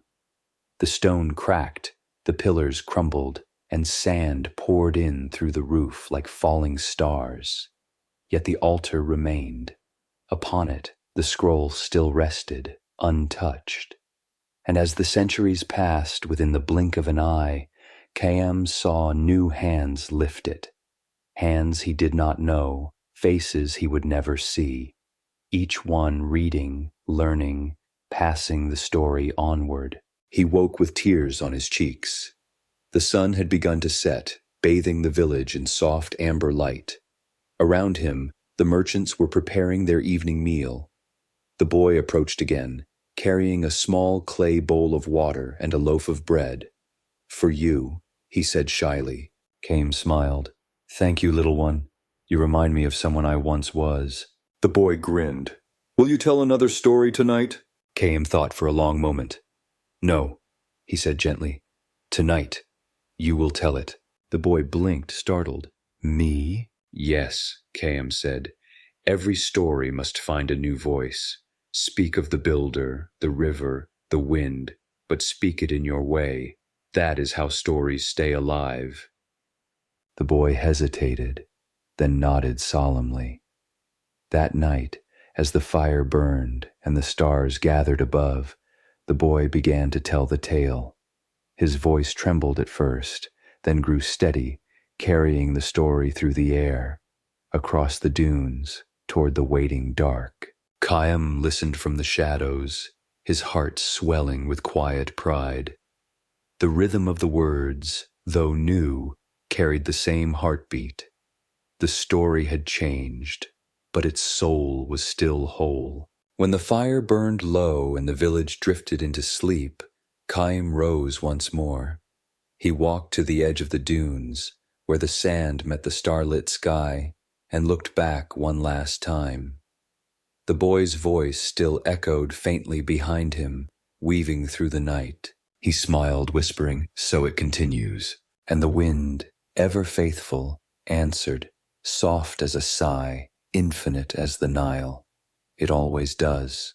Chaim turned toward the horizon, where the stars bent low as if to listen, and stepped forward into the vast, waiting silence, no longer alone, no longer wandering, but walking within the story itself. The desert breathed around him, timeless, gentle, and somewhere, in another village, under another sky, another child began to dream of Egypt, and of a voice carried by the wind. The wind followed him still, a soft, endless companion, weaving through his footsteps as though afraid to lose the rhythm of his breath. The dunes opened wide before him, rolling like waves of molten light beneath the moon. Each crest shimmered faintly with memory. Each shadow held the sigh of those who had once walked there. Chaim no longer wondered where he was going. The path itself had become the purpose. By the third night, the sky deepened into an indigo so pure it seemed to drink the starlight whole. He came upon a ridge of dark stone, older than any temple, older perhaps than the first kings. Etched upon it were symbols so worn they looked more like veins than carvings. He knelt and pressed his palm to the surface, and in that touch, the world shifted. He stood suddenly in a city of gold. The streets gleamed with light, the air heavy with song. Great banners hung from the columns, their fabric moving without wind. He knew the place, though it had never existed in his lifetime. It was Wasset, Thebes, not as ruin, but as it had been in its prime. Alive, radiant, filled with voices. People passed him in silence, unaware of his presence. They moved with purpose, their faces calm, their steps sure. In the distance, a temple bell chimed, long and low. He followed its sound through the crowd until he reached the great avenue that led to the temple of Amun. There, beneath towering statues, a procession moved. Priests, scribes, dancers, all cloaked in linen that caught the morning sun. And at the heart of it, borne upon a litter of cedar and gold, was the statue of the god, the hidden one, the unseen breath of creation. But as Chaim looked closer, he saw something strange. The god's face was not carved in stone at all. It was his own. He stepped back, startled, his heart pounding. The crowd began to blur, melting into sand. The light dimmed. The city faded until only the statue remained, and from its lips came a whisper, his whisper, "You carried us, Chaim. Now we carry you." The world folded inward. When he opened his eyes again, he was once more in the desert, his hand still resting on the stone. But beneath his palm, he felt warmth, faint, pulsing, alive. The carvings glowed briefly, like veins of fire running deep beneath the surface. And in that moment he understood. Memory was not something he preserved. It was something that now preserved him. He rose slowly. The air trembled, and the stars above seemed to draw nearer, as though curious. The wind brushed against his ear, whispering voices layered one atop another, the builder's steady tone, Menef's calm cadence, the queen's quiet grace. They spoke as one. "You are not walking alone." He smiled. "I know." And as he walked on, the dunes around him shifted with light. Shadows became faces. The wind took shape. The desert itself seemed to move with him, every grain of sand remembering its place within the story. When dawn broke, it did not rise. It unfurled. The light spread across the horizon like ink in water, touching the earth with the gentlest of hands. Chaim stopped at the crest of a hill and turned back. For an instant, he thought he saw the entire path he had traveled, the river, the temple, the sea, the countless footprints half swallowed by time, all glowing faintly, as though the desert itself were writing his journey upon its own body. He closed his eyes and let the light wash over him. The world grew still, and in that stillness came a sound, faint, rhythmic, eternal, the sound of a reed pen drawing across papyrus. Someone was writing again. He opened his eyes and saw her, a young woman seated by the riverbank in a vision of time far beyond his own, her fingers stained with ink, her brow bent in quiet concentration. She was writing his story, not word for word, not exactly as it had been, but with the same pulse, the same breath, the same longing. And somewhere within her words his name appeared. Chaim smiled. The circle had closed. The story had begun again. He turned toward the horizon, where the dunes met the sky, and whispered one final time, "Remember." The wind rose, carrying the word across the endless sands, through centuries yet unborn, into the hearts of those who would someday listen. The desert shivered in response, alive, awake, and eternal. And above it all, the stars began to sing. The desert that morning was a vast mirror of gold and light. The air itself seemed to hum, not with sound, but with remembrance, that soft vibration of the world when something sacred moves beneath its surface. Chaim stood at the edge of a dune, his robes fluttering like slow wings in the breeze, and gazed out at the horizon where the sky bled into the earth. The vision of the young woman writing by the river still lingered behind his eyes, her ink-stained fingers, her steady breath. Her devotion to a story she did not realize had passed through 1,000 voices before reaching hers. He smiled faintly.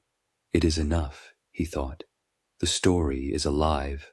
The wind swept past him, warm and full of whispering grains, carrying echoes of distant prayers.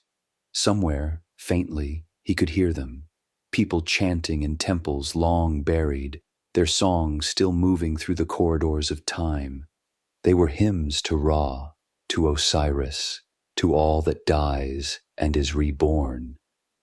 And among those voices, he thought he heard his own, or perhaps the echo of those who had remembered him. He began to walk again, his feet sinking into the soft sand. Every step stirred faint flashes of light, as though the ground beneath him still held fragments of the stars.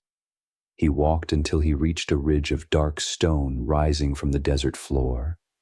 At its base was a narrow opening, half hidden by fallen rock. The air that seeped from it was cool, the breath of the underworld. Chaim hesitated, then entered. Inside, the passage wound downward, spiraling into shadow. His fingers traced the walls as he walked, feeling carvings worn smooth by time. The smell of earth and incense filled the air. When he reached the end, the tunnel opened into a wide chamber, silent, untouched, illuminated only by a single shaft of light that fell through a crack above. The beam struck an altar at the center of the room, where an ancient scroll lay sealed in resin. Chaim approached.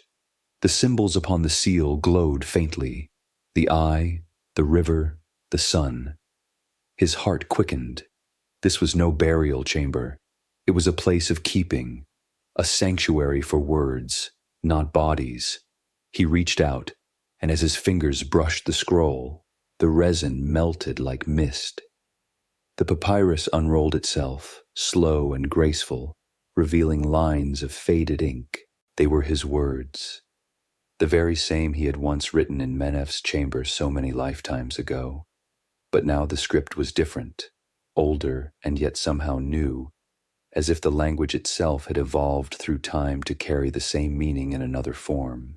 He read aloud in a whisper, "To be remembered is to breathe twice, once in life and once in the hearts of those who follow."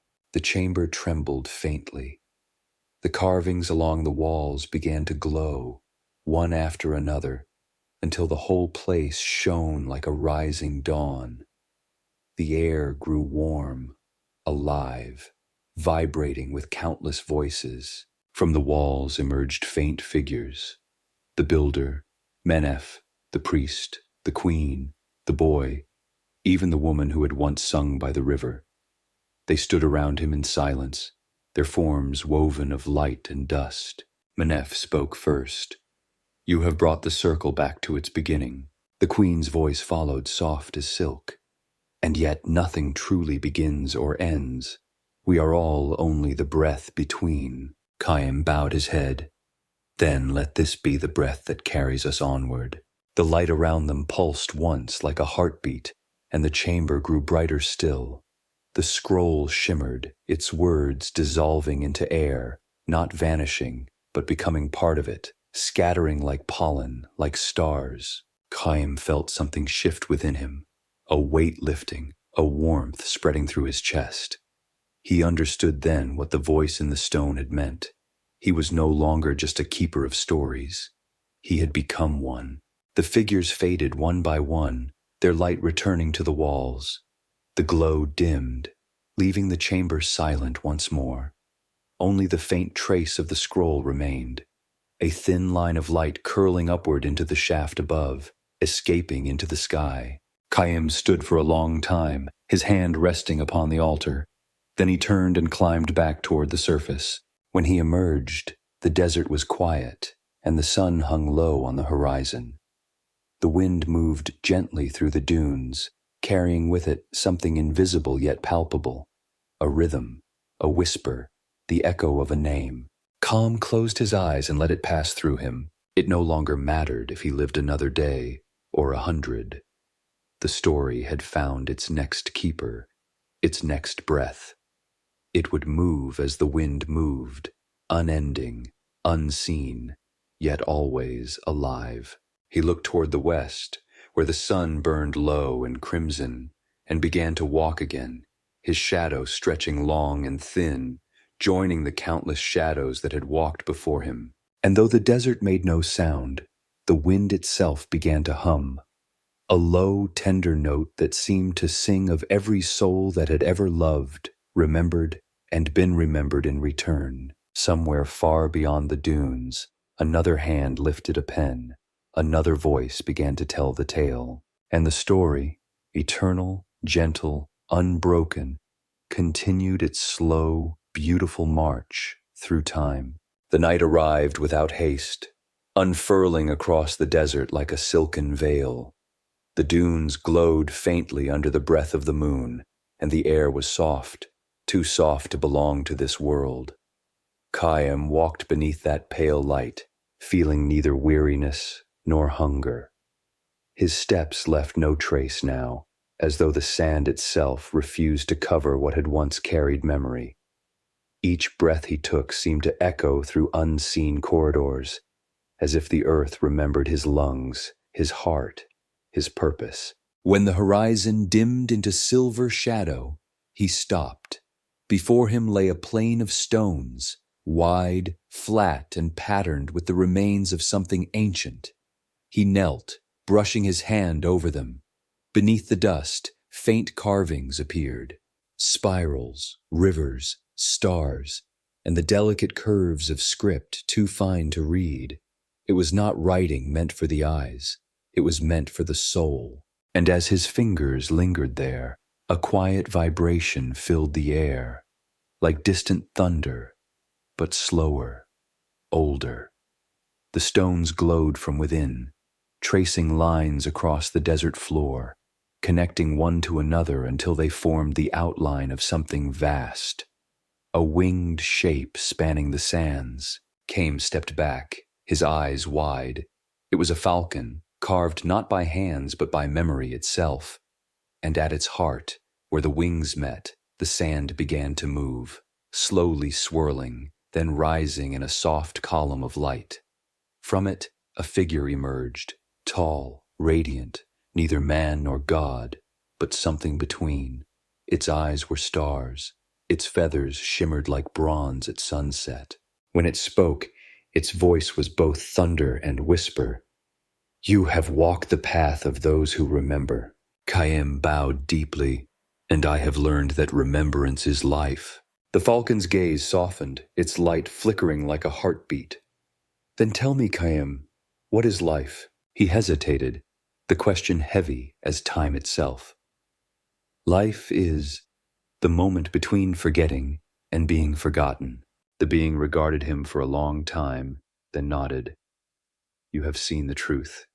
You have walked through the sands of silence, listened to the voice of water, and written in the language of air.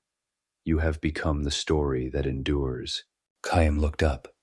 "Then what remains for me now?" The falcon unfolded its wings. The motion sent ripples through the night, bending starlight and stirring the dunes. To rest and to rise again when another voice calls. For no story ends, it only changes shape.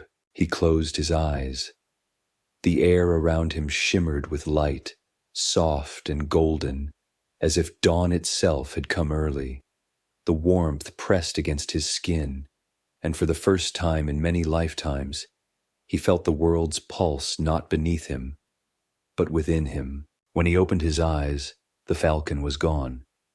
In its place stood a single feather, gleaming faintly upon the sand. He picked it up, and the glow dimmed, folding into the faint warmth of his palm. He tucked it into his robe and continued walking. The wind rose behind him, carrying voices, faint, scattered, yet unmistakably alive.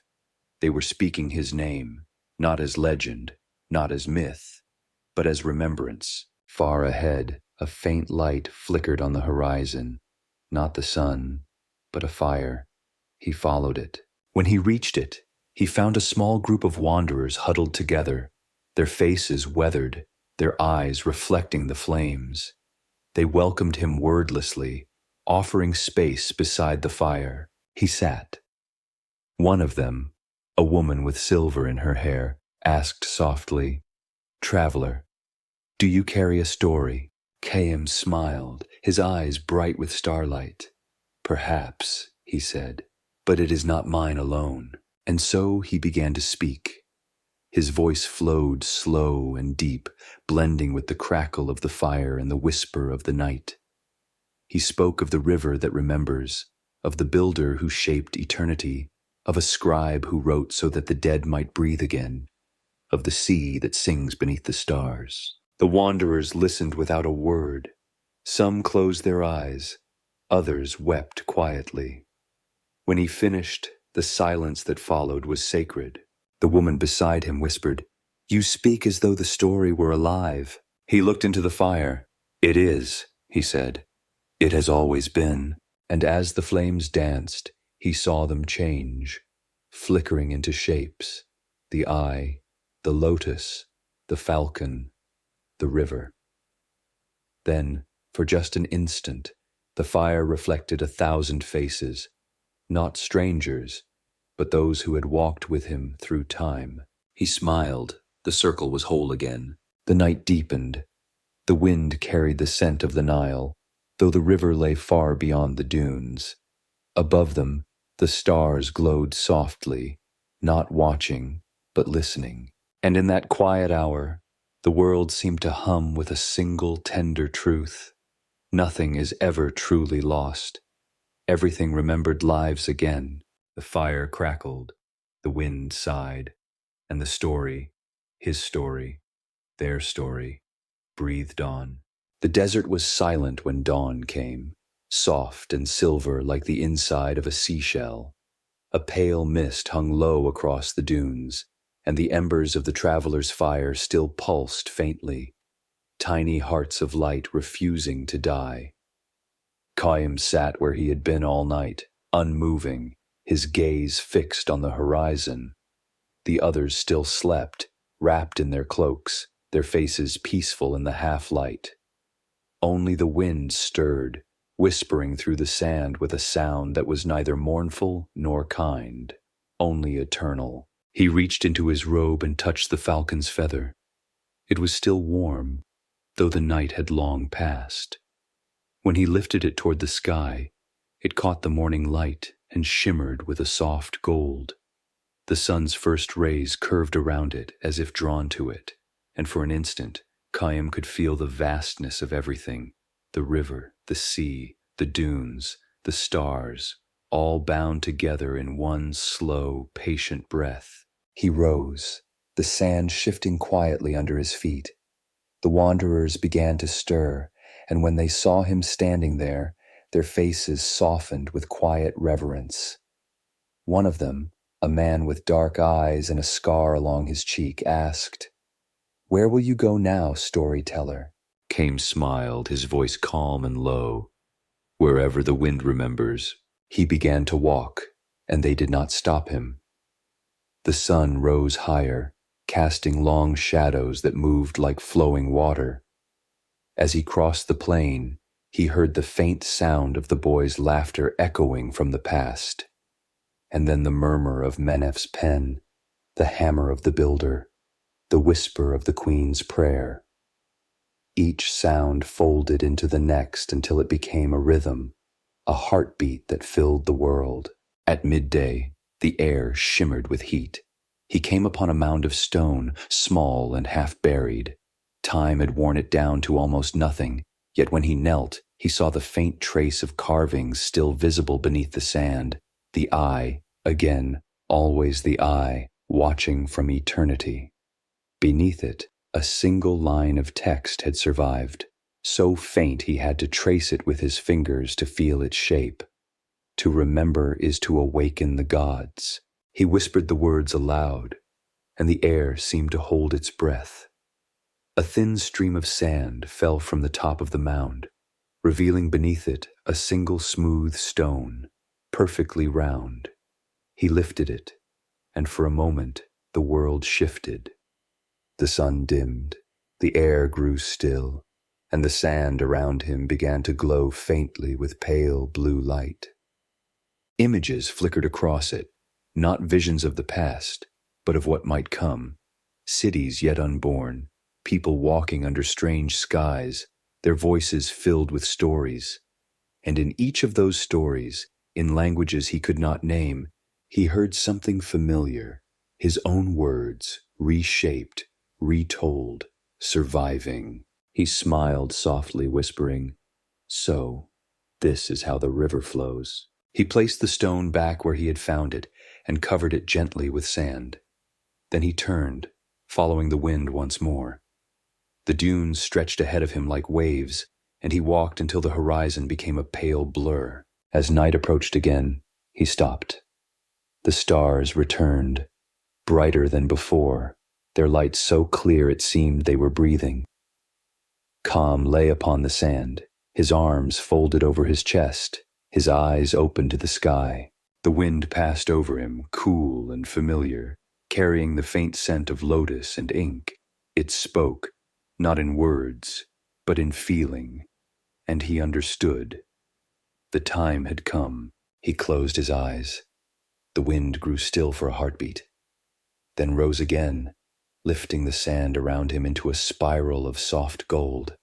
His body grew light, his breath thin as dawn, and then, slowly, gently, he dissolved into the air, not vanishing, but returning. The feather slipped from his robe and landed upon the dune. The wind took it, carrying it upward, higher and higher, until it disappeared into the starlight. Far below, the sand settled. The place where he had lain was empty, yet not empty.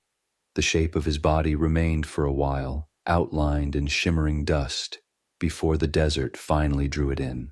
And from that moment on, travelers who crossed that stretch of sand spoke of strange whispers carried on the wind, a soft voice that told of rivers, builders, and stars. No one ever saw the man who spoke them, but those who listened swore that the stories always ended with the same word, carried faintly through the dunes like the last breath of evening. Remember. The dunes slept under a veil of moonlight, and for many seasons the place where Caim had vanished lay undisturbed. Wind filled the hollows, erased the faint traces of his last steps, and left behind only silence, the kind of silence that feels alive, listening, yet even silence cannot remain empty forever. One night, a caravan of travelers found themselves lost among those same dunes. The stars were veiled in drifting sand, and the wind had turned in circles, hiding all direction. They made camp beside a low ridge, their torches flickering against the dark, and spoke in whispers, for the desert seemed to be holding its breath. Among them was a young woman named Seret, a scholar from the northern delta, whose life had been spent chasing fragments of the old world. She carried with her a leather satchel filled with broken amulets, half-legible papyrus, and bits of pottery inscribed with words no one could fully translate. Yet none of those relics had ever spoken to her as the desert did that night. Unable to sleep, Seret rose and walked away from the camp. The air was cool, sweet with the scent of dry stone. As she climbed the ridge, her lantern flickered and went out, but the darkness itself began to glow faintly, as if the sand remembered light. She knelt, brushing her fingers through it, and felt something smooth beneath her touch. A feather. It was not bone-dry like the others scattered across the dunes. It was warm, faintly luminous, as though it had been waiting. When she lifted it, the wind stirred and a sound rose, a whisper that was not quite a voice, not quite an echo. The words trembled through her like the memory of a dream. To remember is to awaken the gods. Seret froze. She had read those words once, half buried on a tablet in the museum at Memphis, a fragment no scholar could place in time. Now they returned, living, spoken by the wind. The dunes shifted beneath her feet. Sand cascaded down the ridge, revealing a low mound of stone at its base. She crouched beside it, sweeping the surface clear. Symbols emerged: a river, a falcon, an open eye. Her breath caught. These were older than any she had seen, the lines worn yet precise, the curves too deliberate to be random. As she traced them, the feather pulsed in her hand, the air thickened, the sand seemed to hum. And then she heard it, a low rhythm beneath the earth, like the beating of a distant heart. "Who are you?" she whispered, the question slipping out before she could think. The wind answered with a sigh, and from that sigh came a voice, faint but kind. A name carried by the river, a word that once was man. Listen, and you will know. The dunes fell silent. Then came the sound of water, impossibly near, soft waves lapping against unseen stone. Seret looked around, but there was no river, no spring, only the desert stretching endlessly in all directions. Yet she could hear it clearly, the slow, rhythmic murmur of flowing water, as if the Nile itself had come to rest beneath the sand. She closed her eyes. The whisper grew stronger, threading through her mind, images forming, dissolving, returning, temples lit by flame, a scribe bent over a scroll, a figure walking along the riverbank beneath an unending sky. And in the center of it all, a voice. Tell the story again. Seret gasped, the vision breaking. The wind fell still. The feather in her hand dimmed, then cooled to the temperature of the night. Around her, the desert returned to silence, but her heart raced with the certainty of what she had heard. When she returned to the camp, Her companions were asleep. She sat by the dying fire and opened her journal. By its faint glow, she began to write, quick, trembling strokes across the page. She did not know why her words flowed as they did, only that they came easily, as if whispered directly into her ear. There once was a man who carried the memory of a nation through the breath of the desert. His name was Calm. The quill moved faster. Ink dried. New lines formed. Outside, the wind rose again, gentle and rhythmic, carrying the faint scent of lotus and ancient ink. The dunes stirred, alive once more. Far beyond the ridge, the horizon flickered with light. Not lightning, not fire, but something older. The slow glow of a memory awakening. And above it all, a voice as soft as the dawn whispered through the stars. The next morning, the desert seemed changed. Lighter, as if some unseen weight had been lifted from its endless sleep. The travelers awoke to find Seret already sitting apart from the camp, her journal open upon her knees. Her eyes glimmered with the strange stillness of someone who has spoken with dreams and returned carrying their echo. She barely noticed the sun, though it rose like molten gold across the dunes. Her hands trembled, not with fear, but with awe. The others busied themselves with packing, murmuring about routes and wells, but Seret's gaze never left the horizon. The wind brushed past her like a familiar companion, tugging gently at her scarf, stirring the pages of her journal. She could still hear the voice from the night before, faint but steady, repeating one word over and over. Remember. She stood and began to walk toward the ridge where she had found the feather. The sand was cool under her feet, though the sun climbed higher with each step. The place looked ordinary now, just stone and silence, yet something pulsed beneath it, like a buried heartbeat. She knelt and pressed her palm to the ground. It was there again, the hum deep and low, vibrating through her bones, the same rhythm she had heard in her dream. The whisper returned, softer than before, but still alive. The river carries, the wind remembers, the story breathes. Seret closed her eyes. "Who are you?" she asked again. This time the voice did not answer with words. Instead, the air filled with images, flashes of water gleaming beneath starlight, the shimmer of ink upon papyrus, the sound of footsteps along an ancient corridor, a man writing by lamplight, a builder carving stone, a queen standing at the river's edge, her reflection trembling like a living memory. And then she saw him, calm, walking across the desert, his robes brushing the sand like wind, his face calm, his eyes aglow with quiet purpose. He turned toward her, and though his lips did not move, she heard his voice as clearly as if he stood beside her. "It is your turn now." Her breath caught. "Mine?" Every keeper becomes the story they remember. The vision dissolved into brightness. When her eyes opened, the ridge was silent once more, but the feather she had found now rested upon her lap, glowing faintly with gold. She returned to camp as the caravan prepared to leave. The merchants called for her, but she shook her head. "Go on ahead," she said quietly. "There's something I must finish." They protested, but she smiled. "The desert will not harm me. It listens." And so they left her there, a lone figure beneath an endless sky.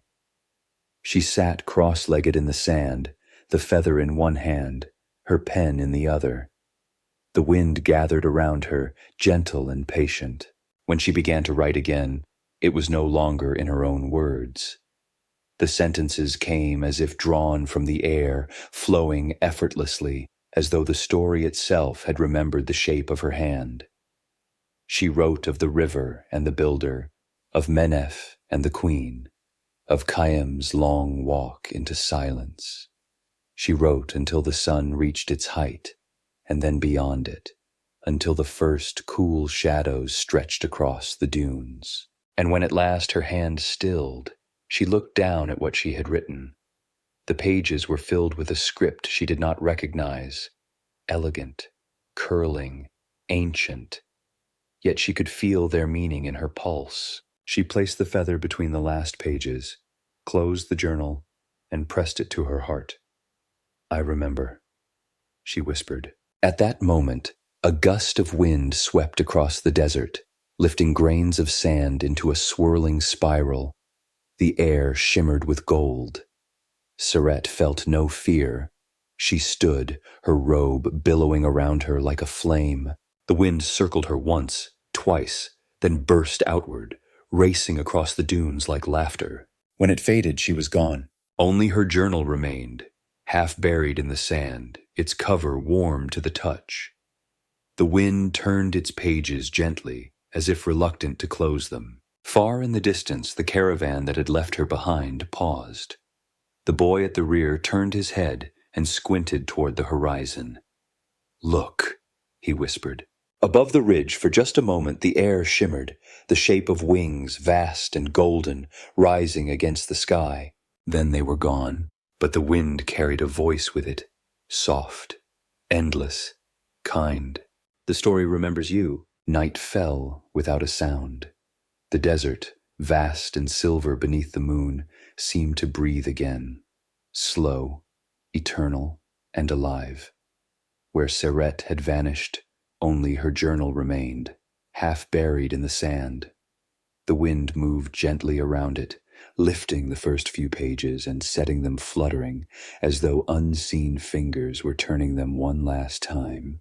The dunes glowed faintly under starlight. Each grain of sand shimmered, holding a fragment of memory, laughter, prayer, the rhythm of a chisel against stone, the murmur of water. If one listened closely, one could almost hear the echo of voices carried from somewhere beyond time itself. They were not sad voices, but patient ones, content. The journal, now open, caught the moonlight across its pages. The ink still gleamed, though no fresh hand had written there for hours. The final words shimmered like something alive. "The river never ends, it only changes its name." Far above, the constellations shifted, not by the will of time, but by memory's quiet gravity. The falcon stars bent closer, the eye shone brighter, and the faint glimmer of the lotus drifted toward the horizon. For a heartbeat, it was as if the sky itself remembered Egypt, the pulse of its temples, the hum of its prayers, the endless breath of its desert. Then the wind rose, a soft, circling current that wrapped around the forgotten journal, lifting it gently from the sand. The pages rippled once, twice, then closed. The feather between them glowed faintly, as if sighing in its sleep. The journal drifted upward, slow as a dream, until the wind carried it away, not toward the past, but into the endless dark where new stories wait to be found. Far to the north, along a river that had forgotten its old name, a young child woke in the night. She had dreamed of golden sand, of water whispering beneath the moon, of a voice calling softly through the wind. She sat up, blinking at the quiet world around her, and murmured a single word without knowing why. "Remember." Outside her window, the wind answered, threading through the reeds, carrying the scent of warm stone and ancient ink.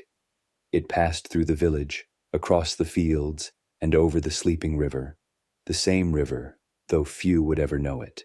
And somewhere within that current, carried like a heartbeat through time, was every name that had ever been spoken: Menef, the builder, the queen, the priest, Chaim, and now Sarette. Each voice folded gently into the next, an unbroken hymn to all that refuses to be forgotten. The night deepened, the stars drifted in their slow dance, and the wind, eternal and kind, continued its quiet song, not of endings, but of return. For memory is the oldest god, and its temple has no walls. It lives wherever one voice still whispers to another, wherever one story lingers after sleep. The desert was still again. The Nile, in whatever form it now wore, flowed softly beneath the same patient sky. And as the moon climbed higher, the last whisper of the world seemed to sigh across the sands, tender, endless, and true. Thank you for listening. Now close your eyes. Perhaps, in your dreams tonight, you will meet them again, the people from 1,000 years ago.